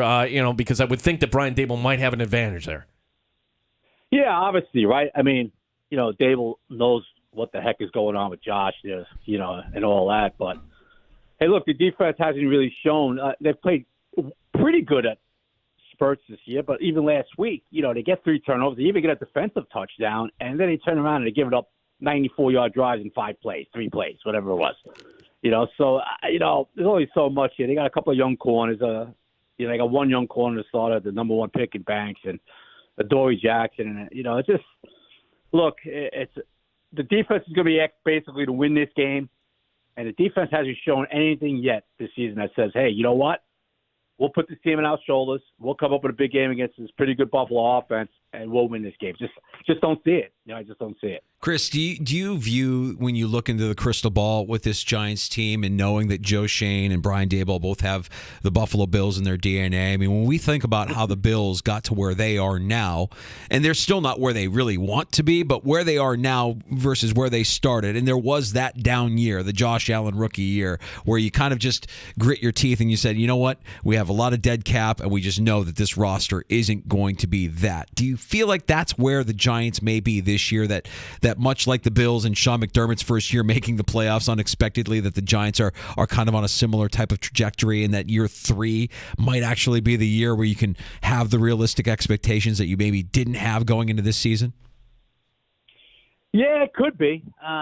But, you know, you're going to have to draft really, really well. And, I hate to say it, guys, but, you know, last year they had the 5th and the 7th pick, and they drafted Thibodeau and they drafted Evan Neal. And, you know, Thibodeau's been okay, you know, and Evan Neal is trending towards, I hate to use the label, but he's trending towards the bust label. He just hasn't played well at all, you know. So you have to hit on those draft picks. And right now, it looks like there's going to be one swing and a miss and one maybe, you know. So that hurts. But this roster, look, this wasn't going into the season like, okay, let's see what we could get out of this, but we're still built. No, they expected this to be a playoff team roster. They re-signed Daniels. You know, he got that big contract. They wound up tagging, you know, Saquon. We all know with the drama what happened with that, with the contract. But no, but now you look at it, and I'm sure Shane and Dable are up in the office going, wow, yeah, we got to go to year 3 now. We have to build up more because this isn't happening. But that wasn't the expectation going into this season. They thought they had a playoff roster. Yeah, I'm looking at Daniel Jones's contract right now, and I see that, well, you're not moving out from him next year, $69 million in dead cap. No. No. But I mean, has the conversation already started? Because you're going to have all these quarterbacks. Everybody's fixated on Caleb Williams, and I get it, but there's your panics. There's going to be other quality quarterbacks. Should the Giants actually, look at this as an opportunity here if they end up with another top 10 pick? Yeah, well, we'll have to see down the road with that. But listen, you have to remember something, fellas. You know, last year was a prove it year for Daniel Jones, and Brian Daboll and Joe Shane. He proved it to those two guys. That's why they gave him that contract. Okay, they gave him big money. I like you said, after next year they could get out of it. Okay, it was a very good contract by Shane because he'll be here a couple of years. He's gonna make his money, but after 24 we could get out of this if we want. Whether or not, look, Daniel's made some bad decisions. He hasn't played his best football. Okay, no question about it. But you cannot evaluate Daniel Jones because he is getting killed every game. He has no chance. The offensive line is playing at an historic bad. It kind of reminds me of David Carr's rookie year with Houston when he got killed. This is the type of level they're playing at. Now it's gotten him hurt. Now he's out with a neck injury. Maybe 1 week, maybe a few. We'll see. So Dable believes in Brian Jones, okay? And we saw what he did with your guy Josh Allen up in Orchard Park, and that was the plan. He had his best year last year, but this year, it's a totally different script. This kid has no chance. No, look, guys, if Josh Allen, who's one of the best quarterbacks in football, if he was behind this offensive line this season with the Giants, he would have no chance. It's just you can't evaluate Daniel right now because he's just getting killed. He could do nothing because this offensive line is so bad. Chris, what's left in the tank of Tyrod Taylor? What did you see out of him in the preseason, the limited amount that we got to see of him? What can we expect out of his play? I mean, we know what we saw out of him when he was in Buffalo, but we haven't seen a ton of him since then, obviously. And you're going to see the same. You know, Tyrod still got that good arm. He can still get it down the field. Although, good luck having time to do that. But, he can still run and all that. You know what? We all seen Tyrod. You guys saw him up there for a couple of years. We've seen him around the league for, I think this is his 13th year now, Tyrod. Believe it or not, that's how fast time has gone.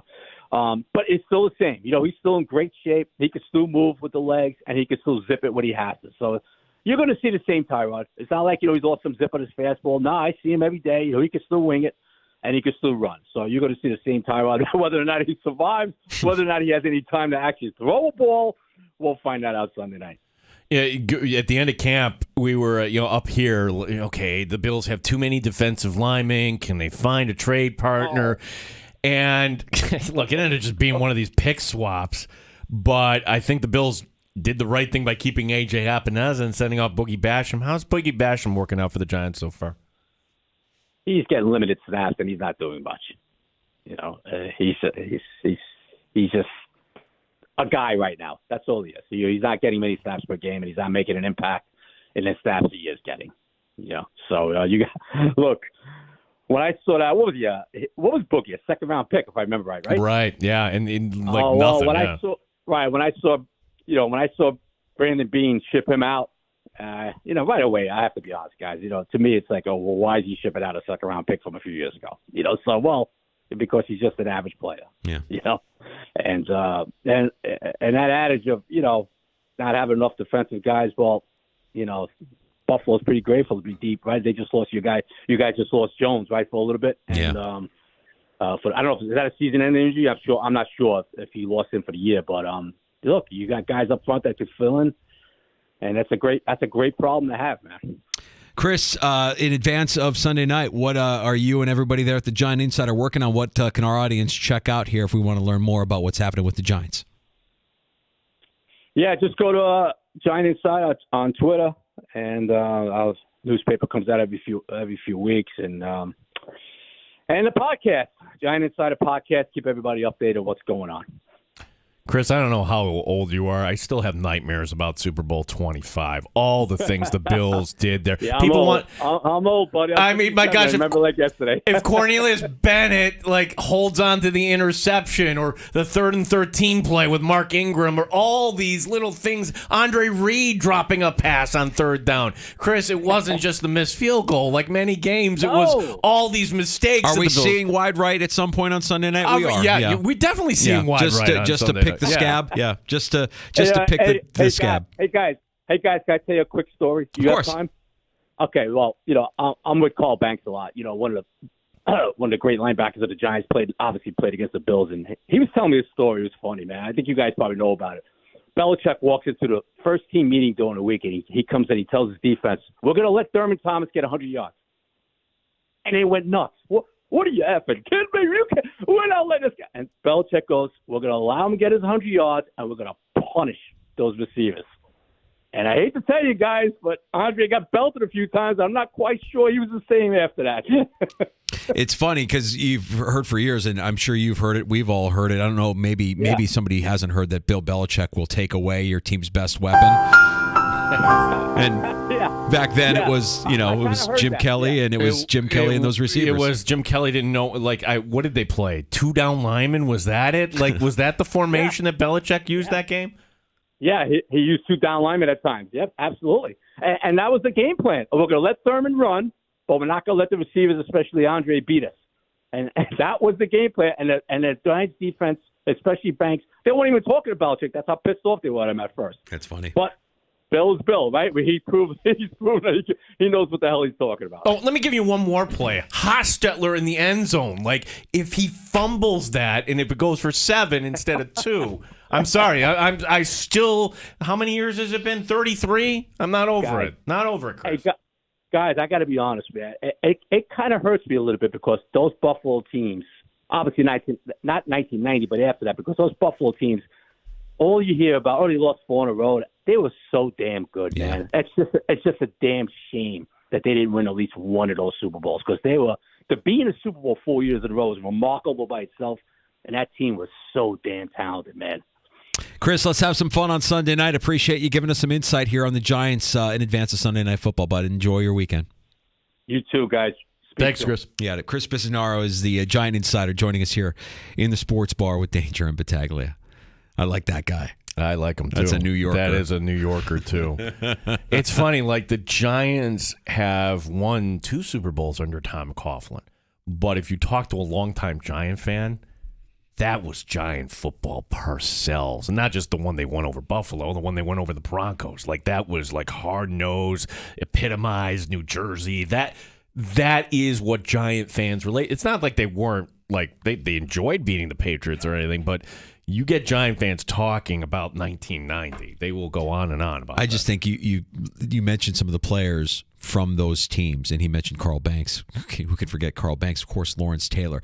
Lawrence Taylor might have been the baddest man ever to play defense in Leonard NFL Marshall, history. Myron Guyton. I mean, they had headhunters on that team. Yeah. I mean, I just remember as a kid watching in awe as Lawrence Taylor just ripped through offenses.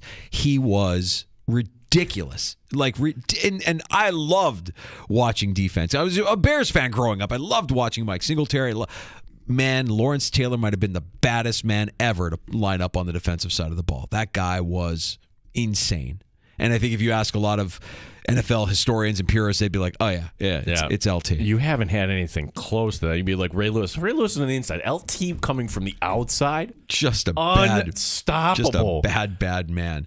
We'll get some other news and notes from around the NFL next. Appetizers on the way. More on Sunday's game between the Bills and the Giants. And we brought this up last hour as our Take of the Year nominee, the Steve Smith on NFL Network, just absolutely destroying Jerry Jeudy. I found a comparison. I found a fair comparison. Okay. I'll share that next here in the Sports Bar. Danger and Battaglia on the Fan, Rochester. Odyssey has sports for every fan.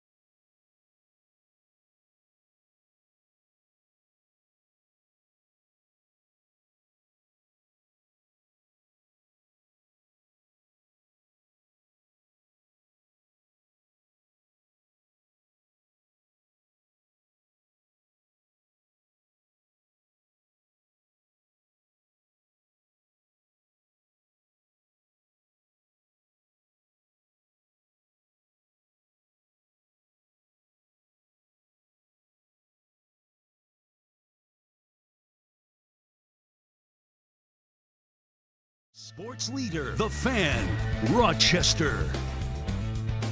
Back in the sports bar, Danger and Battaglia. I'm going to give you two players, stat lines. Okay. Player 1 in the NFL for the 2023 season has 20 receptions, 222 yards, 0 touchdowns. Player 2 has 23 receptions, 255 yards, 0 touchdowns. I know one is Jerry Jeudy. Yes. The other one has to be like, if you're going to make a point, the other guy has to be like a 0. It's got to be somebody that we know. No, it doesn't have to be someone you know. Okay. Do you know who Josh Downs is? No. Josh Downs, wide receiver, Indianapolis Colts. Okay. I thought I knew my fantasy football, but obviously I'm not drafting Josh Downs. Well, no, you're not drafting a guy who's got 23 receptions for 255 yards and no touchdowns, but he has the same average per reception as Jerry Jeudy, 11.1 yards per reception. He actually has 3 more receptions than Jerry Jeudy. Jerry Jeudy is Josh Downs. He's Jerry Jeudy because he went in the first round, and everybody wants to believe that he's this great wide receiver. And what he is what Steve Smith said he is. He's just a guy. He's Josh Downs. Can we play this again? And I'll set this up. So this was pregame last night, and NFL Network will do. This wasn't Amazon. This was NFL Network.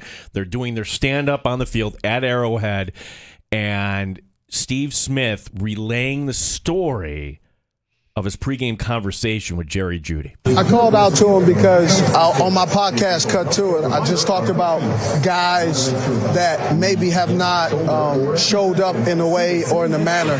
And so the word that I've used to describe him in the past was a jag, just a guy. Just a guy. And so when I saw him, he's playing well. I wanted to say to him face to face, like, hey, I know I said some things in the past I probably shouldn't have, and I'm sorry. That's what I wanted to say to him. His response, Mike Robb and Bucky, was ninja. Ninja? Yes, I'm using the word ninja. I'm just using the word ninja. I don't mess with you. And it was a curse word. And so I was like, all right. And then he repeated it. So I'll say it again. I'm sorry that I said you were a jag, just a guy who's an average wide receiver they use a first round pick on that isn't doing anything. I hope today that you actually show up in a way that you haven't showed up in the last couple of years since they drafted you. So if you ever got a problem with Agent 89, I'm sorry for saying that you're an average wide receiver that they eventually will move on. And when teams call me and asking, should they trade for you? I will say no, don't trade for Jerry Jeudy because he's mentally unable to handle constructive criticism from people who watch specifically, can he be a wide receiver? He could be a wide receiver. He's a tier 3. Go back into the studio. I'm done now. Thank you. And then he drops the mic, physically drops the mic. Amazing. By the way, I should point out that's Jerry Jeudy's stat line with 6 games. The Josh Downs stat line is through 5 games. So it's not even really a fair comparison. Right, because he had the 3 catches last night for 14 yards. And I'm sure Josh Downs is going to, have himself an afternoon that's as productive as Jerry Jeudy's day. So, yeah, Josh Downs is Jerry Jeudy. Jerry Jeudy is Josh Downs. You're just a guy. A jag. When I first heard that clip, Gino, I was like, what? Jag, okay, I get it. What's the acronym for ninja? And then it took me a second. I'm like, it's not an acronym. It's not an acronym. Yeah. It's like one of those words that the NFL has banished. Yeah. Like if you hear it on the field, you're getting flagged 15 yards, but this is warm-up, and it's a supposed private conversation. Yeah. And but he said, I don't mess with you, but he used an expletive. So I'm like, okay, I know what was said. Now I get it. Now I understand what was said. That game, by the way, I'm surprised Steve Smith kept his cool. But you're working, I guess. Yeah. The Broncos did end up falling to the Chiefs last night, 19-8, 16th consecutive time that the Chiefs have beaten the Broncos. They just own Denver. I just hear Binkley in my head. Oh, we're Kansas City is Denver's daddy. I'm getting texts from Binkley last night. Oh, no. How is this a flag? I don't even know. It was some defensive back blitzing, and sacking Wilson. He got flagged 15 yards. That's what they complain about in Kansas City officiating. And Taylor did make an appearance too, by the way. Al didn't seem too salty about it. I think they were trying to be coy early on, but eventually it's like, in the pregame and throughout the course, every time Travis Kelce, they show the replay. There's he had Taylor's a big reaction. game. Yeah, absolutely.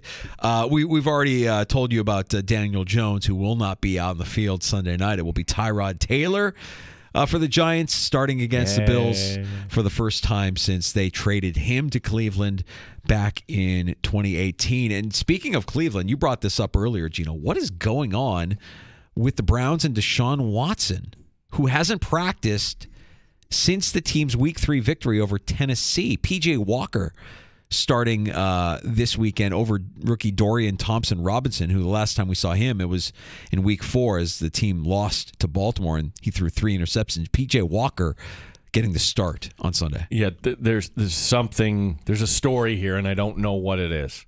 Or it could be just as simple as, hey, I've got my guaranteed money and I'm not 100%. So until I'm 100%, which goes against the football mentality.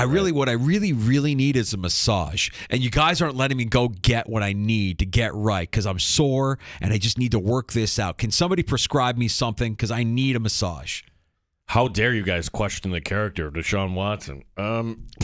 We will question his character. Yeah. If that's disgusting to think about, right? Like if it is his character to say, I'm not going to suit up because I'm not fully 100% and I've got my guaranteed money, so screw you. Like, that's terrible. That's not a football player. That's terrible. Is there another instance like that where in the NFL? Lamar last year. Lamar last year was frustrating, right? Like at the end of the year in the playoffs, he didn't have his money, he didn't have his contract, didn't want to go out there, was medically cleared, and just didn't play. Like wasn't there, wouldn't go. Lamar kind of set a precedent. The thing is, Deshaun got his money. Well, I'm saying like somebody gets the money. Yeah. Like now you're not delivering. Right. That feels it's different than Lamar in that regard. He already got his money, and now he's not going out. Bad scene with the Browns. I'm sorry, Browns fans. Sneaky good game. How about the Bucks and the Lions, Gino? Sneaky opponent that the Bills can't sleep on. I could see the Bills sleepwalking and winning comfortably Sunday night. I could see them blasting the Patriots, and then you come back on a short week against Tampa Bay. Yeah. That's here, though. That's at home. That's correct. Yeah, I got that. You have that working for you. Mike Evans will be back on the field after being limited all week for Tampa Bay. He fully participated in today's session. Good to go, says head coach Todd Bowles. So both of those teams, the Lions and the Bucks, in first place in their respective divisions. They'll face off on Sunday. I think that's a sneaky good game. Mm-hmm. And if you were wondering just how the NFL Sunday Ticket was going now that it shifted from DirecTV to YouTube, it's doing better than ever, Gino. The service has an estimated 1.3 million signups. Wow. Which is better than 100,000 more than Sunday Ticket ever had on DirecTV, and YouTube TV has benefited with the Sunday Ticket as well, attracting new subscribers. This is mind-blowing, the stat that given what Google paid for the rights to the NFL Sunday Ticket, 4.5 million YouTube TV subscribers are needed just to break even. It's what they call a loss leader. Is that what it has to be? All the money you're giving to the NFL just because you're putting your name out there and you're getting subscribers, but maybe not necessarily to the NFL. Is that it? I mean, it feels like Google is going to eventually surpass 4.5 million and do better than break even on their investment on the Sunday Ticket. Just given that, I feel like they haven't stopped marketing it. It's constantly a message that is crossing your feed or you're seeing. Yeah, and if you're subscribing to this, what other add-ons will you buy through YouTube? And I don't know the answer to that. Is there another package you would buy? Like that's what I mean. Like there's other chances to sell to these subscribers where that's how you can make your money back. Well, let's take a break and come back with Happy Hour in the Sports Bar. We've got Amerks hockey tonight. We've got the Bills on Sunday night. We'll spend a little bit of time talking about the Sabres home opener last night. I guess. A little bit of time, just a little bit. If you want to call, you can certainly do that. 866-4FAN. I took a call off the air. Yeah. Can you tell me where to bet on Amerks futures? I'm like, no, sir. Put him in touch with me. We'll find a way. Yeah, I'm like, there's got to be like some app. Like if somebody wants to bet on, like, can you bet on NHL? Somebody knows, let me know. And then I'm like, sir, I don't know. And they hung up. That's fantastic. Yeah. Well, we'll talk a little bit about the Amerks. We had Don Stevens on with us last hour, and a matchup tonight against Bridgeport at Blue Cross Arena. Happy hour next. Your calls as well. 585-866-4FAN. The Good Smoke Barbecue and Pub Wingman Line. Award-winning barbecue from Good Smoke Barbecue and Pub in the new location at 135 West Commercial Street in East Rochester. GoodSmokeBBQ.com. 866-4326. If you want to pull up a stool during happy hour on the Sports Leader. 95.7 FM and AM 950, The Fan, Rochester.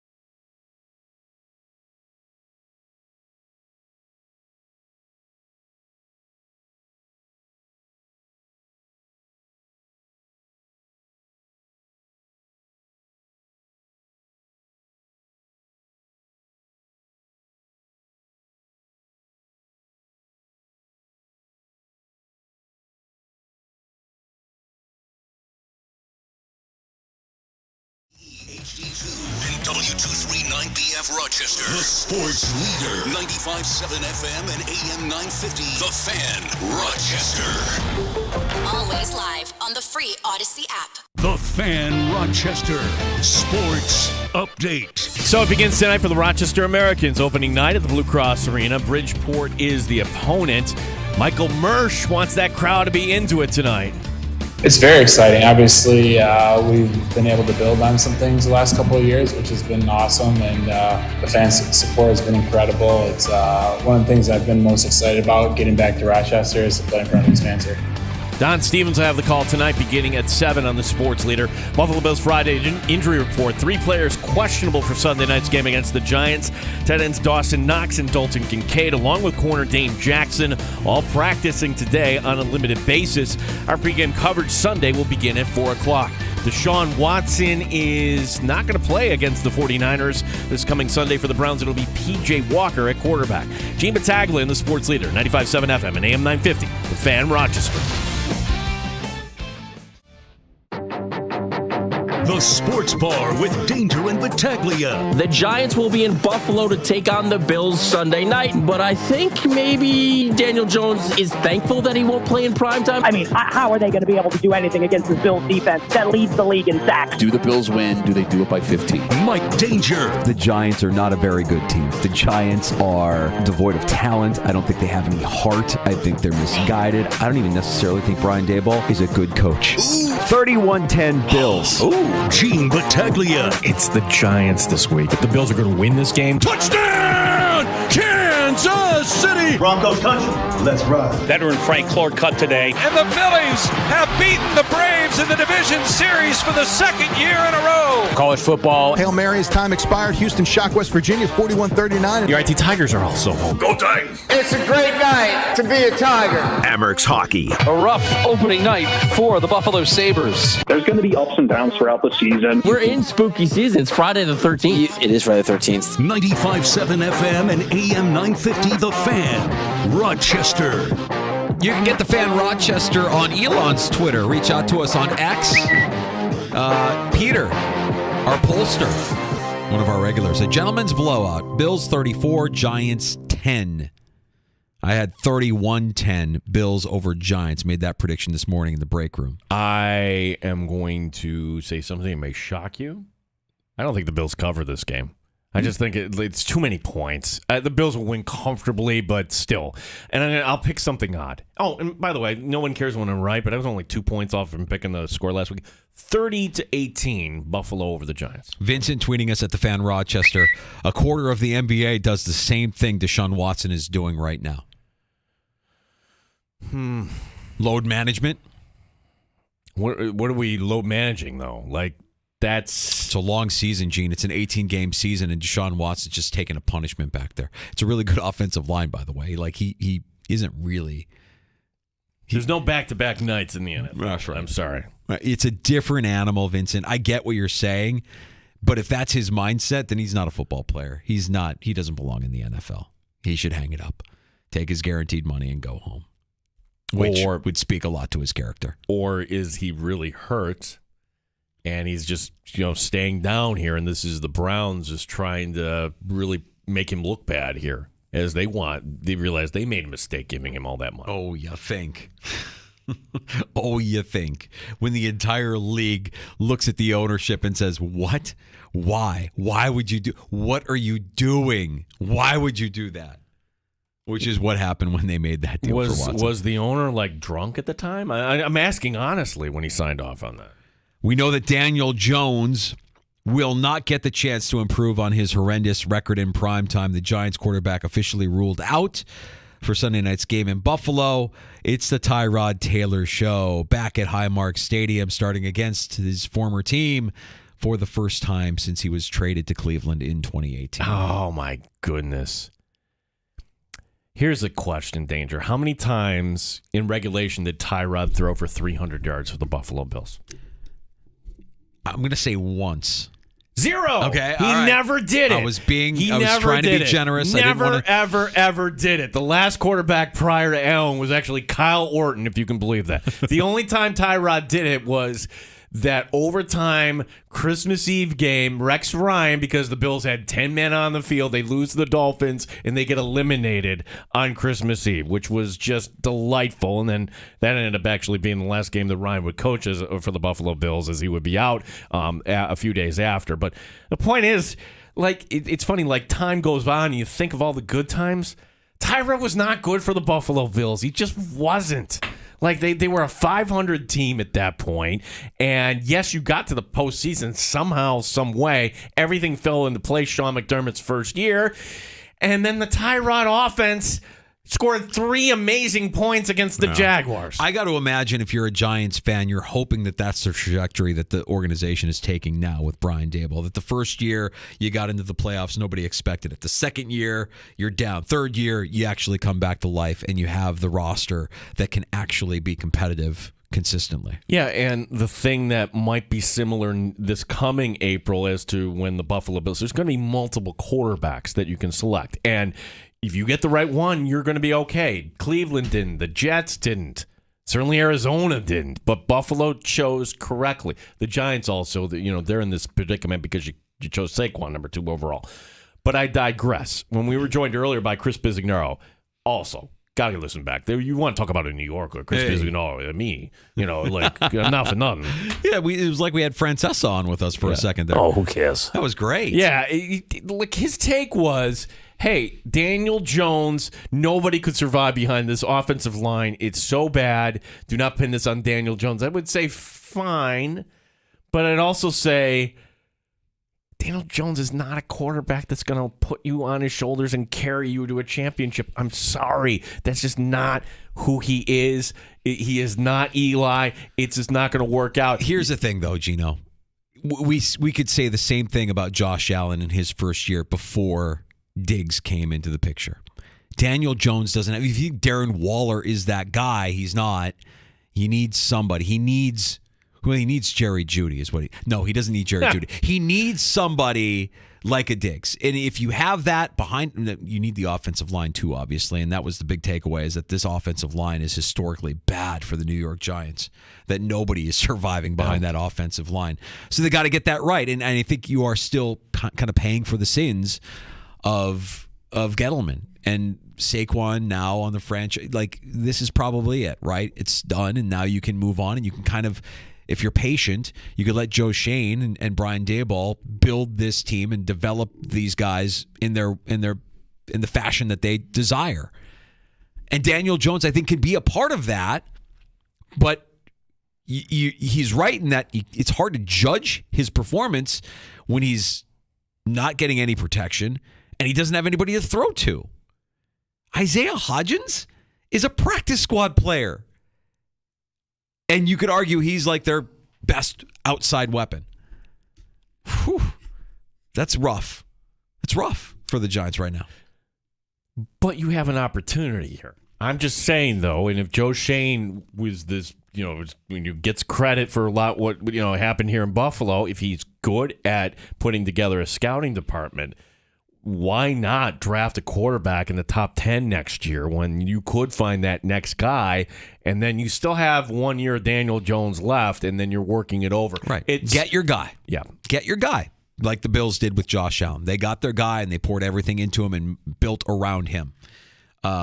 Also interesting from Bissignaro, who joined us last hour, the Giant Insider. Saquon, game time decision. Yeah, Bissignaro says he's actually not expecting him to play here. So that was kind of the way he was kind of leading, which, all right, that might be the easy way out here for the Giants. If you don't have Daniel Jones, why not give Saquon another week? And also questionable is Darren Waller. Cheapers. Got a lot going on here. Yeah. Could be a rough night for the New York Giants. The Bills, on the other hand, if we look at their final injury report of the week, appear to be getting healthier in some key positions. Yeah, so only 3 players today were limited, and officially they're all questionable. It's the 2 tight ends, Dawson Knox. You still have Dalton Kincaid going through concussion protocol, and you also have Dane Jackson out there limited today. And look, I'd say this. Yes, it's the NFL, but if you could benefit by giving these guys an extra week off, why not do it here?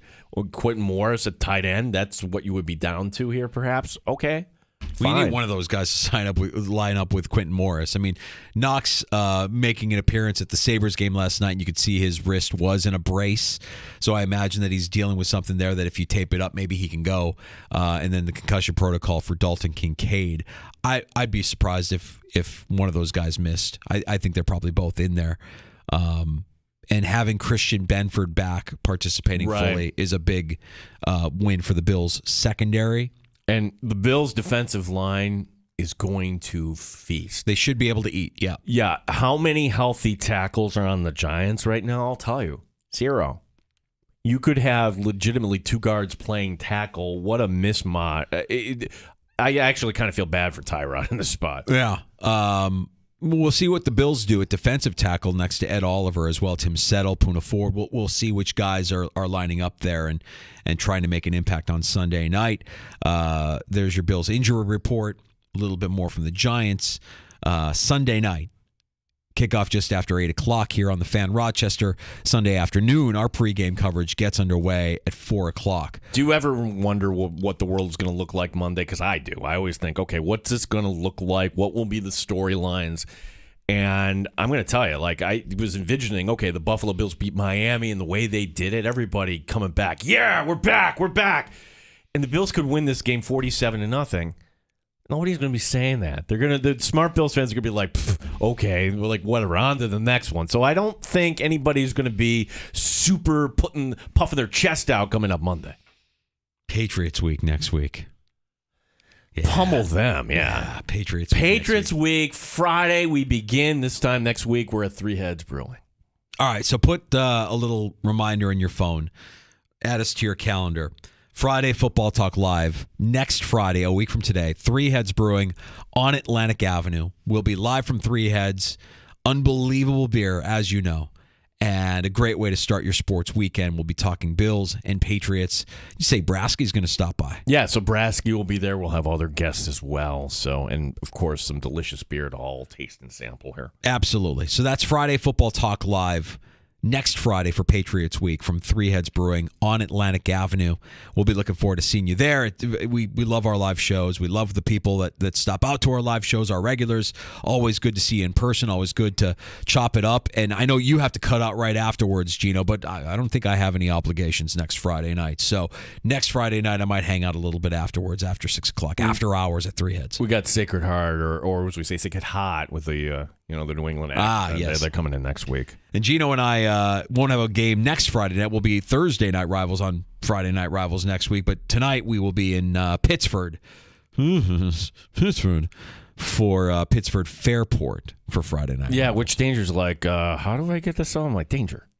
Really? I don't know that I've ever been to Pittsford's football facility. It's beautiful. Oh, I can't wait. It really is. Like, you see, like, Monroe Avenue, you see the skyline. It's a different angle of the city you've never seen. Good on where they put it, and you have the train sometimes going by in the background, and we got 2 head coaches there, I love myself some Keith Malinich. Yeah. No, in Pittsford right now in Section 5 in the 4 spot. So if they get the win tonight, and close out the season with another win, chances are they're hosting a sectional game, which I know right now is probably their goal. But both of these teams tonight, Pittsford and Fairport, have had really, really, really daunting schedules here thus far this season, to start the season especially. Yeah, and if you're watching online, whether it's on Twitch or YouTube, if you're wondering, why does Gene look like he's coming straight out of the year 1989? The reason is not a nerd. The turtleneck is a way to keep warm, Danger, and we're going to be, it's going to be a little chilly there tonight. Yeah, probably elements might be in play. You brought it up. I wasn't going to bring it up. No, I feel like I have to acknowledge it. Like, why is the If the video stream up now at the Fan Rochester on YouTube and Twitch, you can subscribe and get notifications there, so you know every time we're going live. And why do we have a video stream? It's so you can point and laugh at Gene's 1989 turtleneck. I said it earlier, and I probably it came off as a slight, but I didn't mean it as a slight. The last time I wore a turtleneck that looked like that, my mother told me I had to wear a turtleneck for hockey because we were playing a game outside, and She's like, you're not going outside unless you're wearing. So I had to wear a turtleneck underneath all my gear, and I hated it. The thing around your neck. And there's a scene in. Remember the movie Meet the Parents with Ben Stiller, and he's wearing the brother's clothes, and one of the things that he's wearing is like this really thick turtleneck, and you see him kind of like rustling with the turtleneck. Like that's how I feel when I'm wearing a turtleneck sweater. Deep hole here, but if you're like hockey from the 90s, Alexei Yashin of the Sens always wore the turtleneck. Sure. Yeah. No, they're not comfortable. I'm here to confirm that. Maybe I'll come up with a different plan. Maybe I'll just kind of go with a fleece like most people. Well, I think the thing that they came up with was the mock turtleneck, right? Which wasn't the thick turtleneck, but it was the look. It had the look of the turtleneck without the kind of thick, uncomfortable. Yeah, it doesn't go over your Adam's apple in your throat. Right. Yeah. And I had like a bunch of mock turtlenecks from the late 80s, early 90s from all of the different radio stations that I worked at, different radio station logos, and I saved all of them. And my kids were going through the old bins of old clothes that are saved, and they saw them and they immediately grabbed them. They wear them they wear these mock turtlenecks all the time. They think they're into their vintage clothes or whatever. But they see it, they're like, "Oh my God, this is the coolest thing. Why don't you wear this now?" I'm like, "I can't wear that now. Are you kidding me?" People are going to wonder what's wrong with this guy. Why does he look like he just walked out of the shelter? What's up with this guy? But you look good today, Gene. Thanks, Danger. With the turtleneck. Thanks, Danger. For the record, we wear jackets over this. Yes, that's correct. It will look fine. We will look fine. We will be on the CW Rochester tonight for Friday Night Rivals, live from Pittsford as the Panthers host the Red Raiders in Section 5 football. Always a treat. And next Friday, as we mentioned, Three Heads Brewing on Atlantic Avenue for Friday Football Talk Live. All right, finally, saving the most painful for last. Oh, do we have to? Keep telling yourself, Gene, what you were telling yourself last night as you were watching the Sabres. I'll do it as well, as I was struggling to stay interested because it was just such a downer of a performance, such a letdown, such a flat opener for the Buffalo Sabres. Could you have scripted anything worse? Like, flat is a good way to say it. Like, they were not ready. They were outplayed. You could say they were outcoached. It's one game.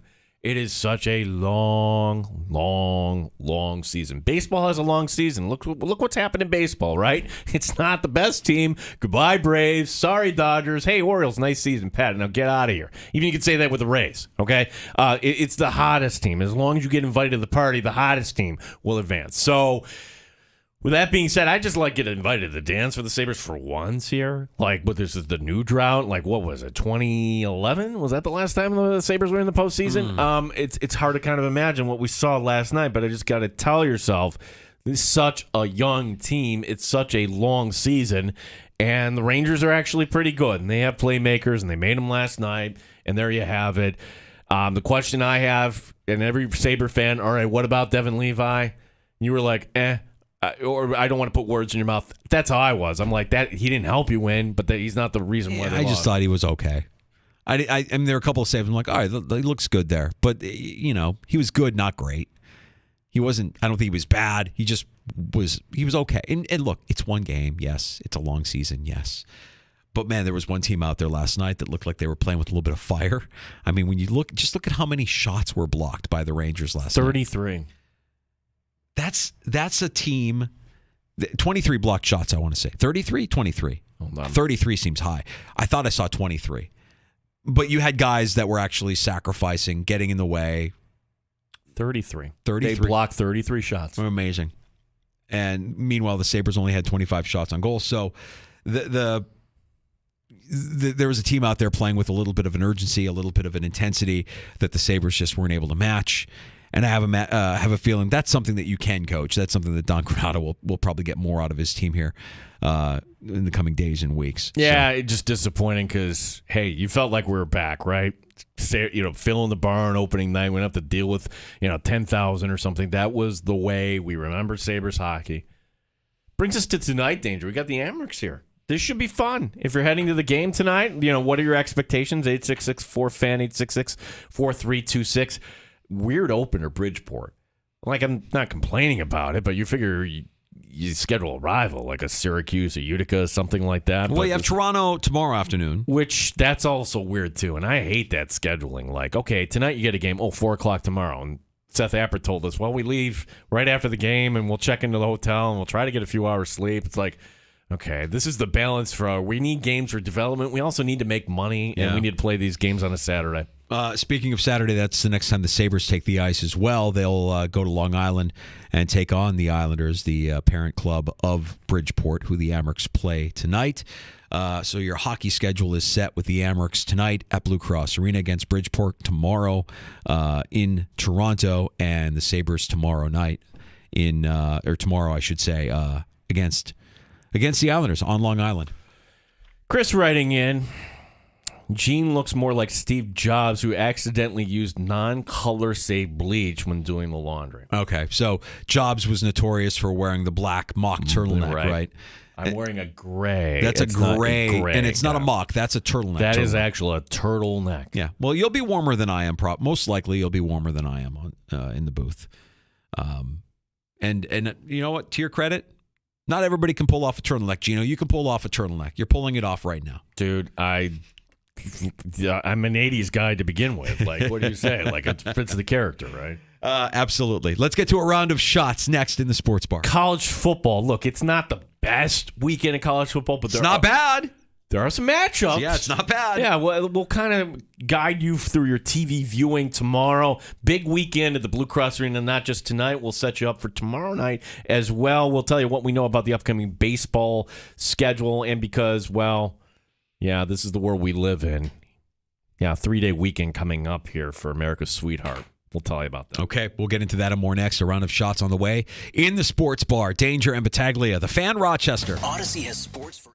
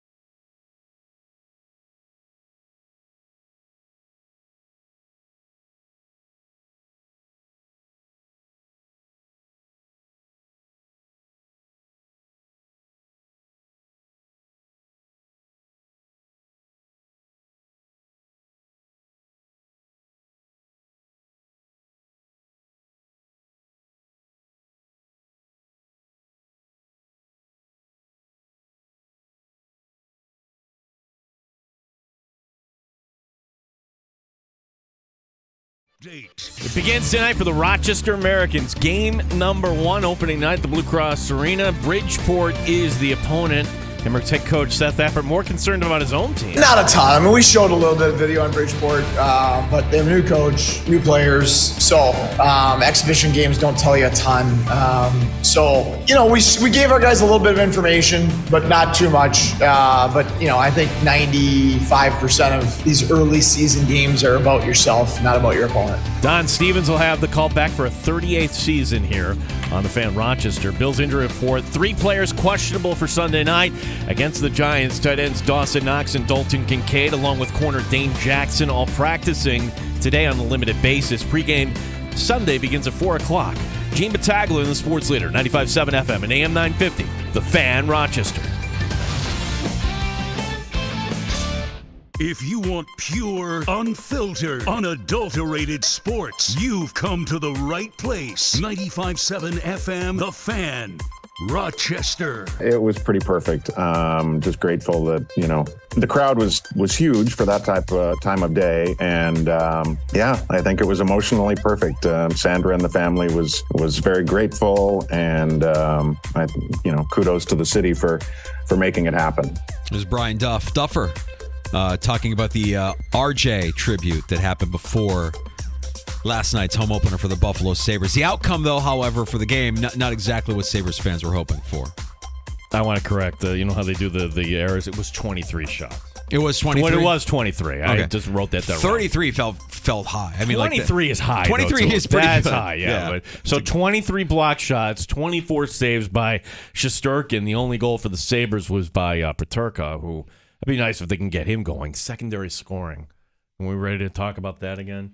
I just thought that their primary scores looked flat. Tage looked flat. Skinner, Tuck, they all kind of looked like they were sleepwalking a little bit out there. Yeah, maybe it was that 1-3, 1-4 check, whatever it was. Rangers 5, Sabres 1. Sabres down on Long Island tomorrow night. Okay. Florida State on the money line is -964. Good luck if you're Syracuse. The Orange 17.5-point underdogs for the game against the Seminoles. Actually, that feels kind of generous there. That's a noon kickoff on ABC. It's also an early start tomorrow for the top 2 teams in the country. Number 1, Georgia at Vanderbilt. That's noon on CBS. Same time, number 2, Michigan taking on Indiana, the Big House. That's on Fox. Other games, late afternoon TV window. This might be the best matchup of the week. Number 7, Washington hosting number 8, Oregon. 3:30 on ABC. And your evening matchup highlighted by Notre Dame hosting USC, 7:30 on Peacock and NBC. So I'm tailing PJ on a couple of his picks. Here's what I like in tomorrow's action. I'll give you 5, okay? I like the over at 66.5 between Oregon and Washington. Just think there's going to be a lot of points in that game. I want to fade USC. I'm going to fade USC. I'm going to take Notre Dame minus the 2.5. At home. I just think that I think USC's offense hasn't really seen a defense like Notre Dame, and Notre Dame offensively should be able to move the ball against USC's putrid defense. Remember, Notre Dame has been go though, since yes. So it's been they're a football team. This is what they should expect. I know that everybody wants them. They haven't had a bye yet. They're back home. I think there's a lot of emotion here, and I think they're gonna show up against a really good USC team, but a USC team that is typical of Lincoln Riley. Really good offense, nothing on defense. PJ mentioned it earlier in the week, and I'm with him on this. I'm going Arkansas with 19.5 points at Alabama. I like that. I am also going to take Miami on the money line against the Tar Heels. Yeah, after last week. If you're following, like what we're doing here is we're looking for value, right? Miami, if that game ends the way it should have ended, Miami's favored in this game against North Carolina. So are they that bad of a team? No, they're not that bad of a team. They'll give the Tar Heels fits. And UCLA, Oregon, another one that we talked about with PJ, Oregon State, I should say. UCLA's defense is sneaky good. So I'm going to go with the under at 54 points there. Those are my college football picks for this weekend. So can you imagine tomorrow night, there's going to be, I don't know how many Notre Dame fans at the Blue Cross Arena looking at their phone. Yeah. There are no more tickets for RIT's Brick City game against... But Gene, do you have any tickets for Saturday night? Gene, is it, or let me try it another way. Hey, how you been, buddy? Haven't seen you in a while. Hey, what's going on Saturday? Didn't I hear something going on at the arena on Saturday? So this happened, and the RIT does sell out. Somebody called me like, can you just get my daughter a pass and then walk her in? And I'm like, I can't do that. Like, what? No. I mean, it's like, yeah, I'm not going to just sneak somebody in. Just like, you're not in the business of sneaking people into an event that everybody else has to pay for? No, but then they found somebody who did sneak her in. So come on. Not kidding. Gino has all kinds of new friends this week with Notre Dame coming to town against RIT. I am not sneaking you in. Brick City game. This should be a lot of fun. Now, in recent years, this game has sold out with the likes of Michigan, Boston College, Penn State. Last year, the Tigers put up 8 goals, which is one short of 9. 8-5, the win over Union. Danger, I do like the fact that RIT will bring the one game downtown every year. They will schedule the big opponent and bring them downtown and put in 10,000. It'll be kind of fun. This is the hockey I grew up on. I didn't grow up watching NHL hockey because where I grew up, it was the University of North Dakota. And we would watch college hockey as if it was pro hockey, and we would fill the barn. And, then probably a mix between not as small as the Policini, not as big as Blue Cross Arena is what I remember going to as a kid. Yeah. You're probably getting 6,000 people in for a college hockey game in Grand Forks, North Dakota, but great atmosphere and always sold out. Always. You couldn't get a ticket. Always sold out. So I think this is great. I think it's a lot of fun. And hey, let's see. Notre Dame, they were able to beat Notre Dame last year, right? They got 1 out of 2. That was 2 years ago. 2 years ago. And yeah, they did win 1. They won the first night, then lost 6-0 on the second night. So who knows? Maybe they catch them. A lot of NHL guys. In fact, there's like a 3rd-round pick of the Blackhawks. I was, starting to do my homework on that. Okay, very good. We didn't have any of the wild card rounds go to 3 games in baseball, and we didn't have any of the divisional series go to a full 5. Philadelphia eliminating Atlanta in 4. The Braves won 104 games in the regular season, and they missed the NLCS again. Now, did the layoff hurt the Braves, Dodgers, and Orioles? Is it the playoff format? Commissioner Rob Manfred, downplaying this, says it's only year number 2 of the current playoff format. Give this some time. Give it some time, but I have to imagine that it actually puts these teams who are so regimented and so routine for such a long season, it puts them at a disadvantage to take a week off, to slow down. I mean, yeah, you want to rest, you want to heal, but it's not like you've got bumps, you've got bruises, you're baseball players, you're taking hits, you're taking, I just don't know that it helps the teams the way they think it might help the teams. I think the bigger problem is the seeding. I think not reseeding is dumb. In the National League in particular, the Dodgers, not even concerned about the Dodgers, the Phillies and Braves, that should have been your NLCS. If you reseeded, you would have Philadelphia playing the Dodgers. That's what Brave fans are upset. They should have been going against the Diamondbacks. Now here are the Diamondbacks like, wait a second, we're in the NLCS? Hey, yeah, woo. right. Yeah. I don't know, man. I'll listen to that. And I'm curious as to why Major League Baseball doesn't do that. But at the end of the day, a winner's a winner and a loser's a loser. And all of the teams that won the way they won in the regular season are out. I mean, and out emphatically. Wow, because, somebody violated the sanctuary of the Braves locker room. Oh, that's what it was? We're going to blame the media. Blame the media. Good. That's what it did. The NLCS, ALCS schedules are out, and it begins on Sunday night. This is your counter-programming to Bills-Giants, and everybody at Fox probably hoping that the Bills get up early so people will flip over to the Rangers and Astros. That's 8:15 Sunday night on Fox. We know it's going to be Justin Verlander getting the call for the Astros. The Rangers have yet to announce who is going to start. Don't even suggest Scherzer. Let's go. Yeah, no, bring him out. No. Game 2 Monday afternoon, 4:30, which that's actually smart by baseball. Why are they putting, the ALCS? Well, the team in Dallas, they don't want to put up against Monday Night Football, the Dallas Cowboys. Yeah. Game 1 of Phillies Braves Monday night. Excuse me, not Braves Phillies. Phillies Diamondbacks. TBS. That's going to be 8 o'clock on Who Monday do you night. like? Oh, Phillies. Phillies in 5. And I will say it's the Astros in 7. We'll get a rematch. Yeah, we'll get a rematch. I'm hoping that Sunday night, we're in bed by halftime. That's what I'm hoping. I'm hoping that it's so lopsided in the first half. I'm like, okay, well, that was fun. Monday's show will be good. I'm only going to talk about the first half because the second half I fell asleep. I'll be going to the game, so I got you covered. Yeah, that's going to be. Oh. Well, Sunday night last year, Danger, by the time I get out with all my work, it's 2:30 in the morning. I go out.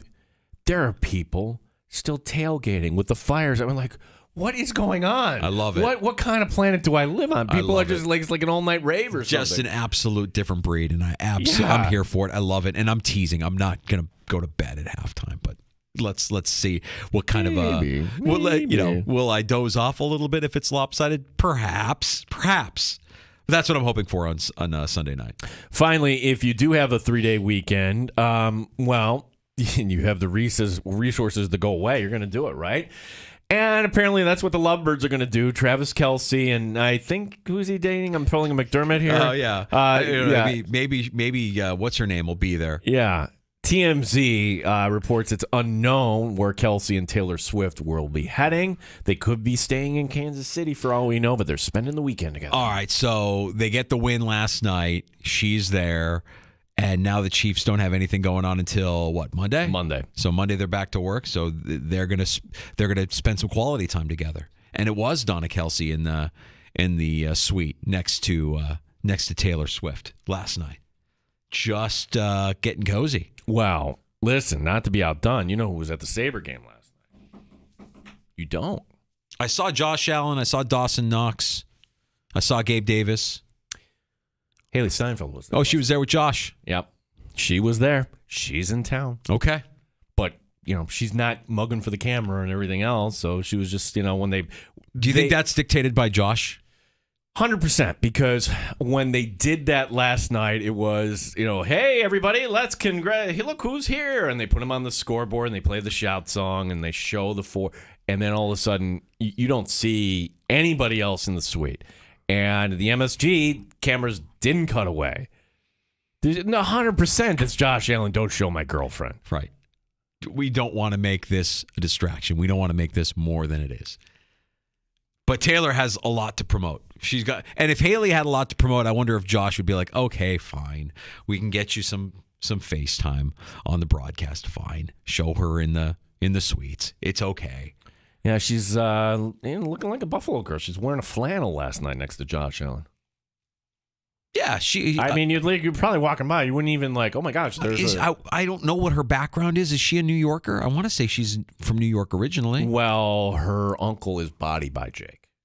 Oh. So there's some money and power in her background. Yeah. Oh. Yeah. Well, okay. Jake Steinfeld, yeah. Now I get it. Body by Jake.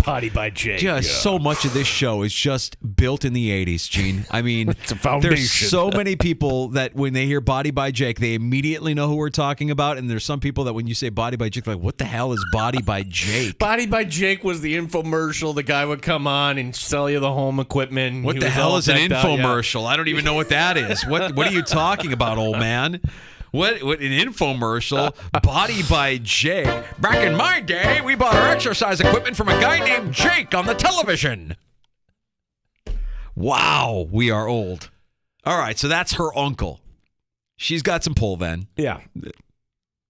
Good. Well, look, I would prefer, and I think Josh would prefer, and I think everybody would prefer, that they don't show her and don't make it a sideshow and don't make it a distraction, because we've already seen it with Kansas City. Like, they don't want to talk about it. Kelce doesn't want to talk about it anymore. He's kind of done with it.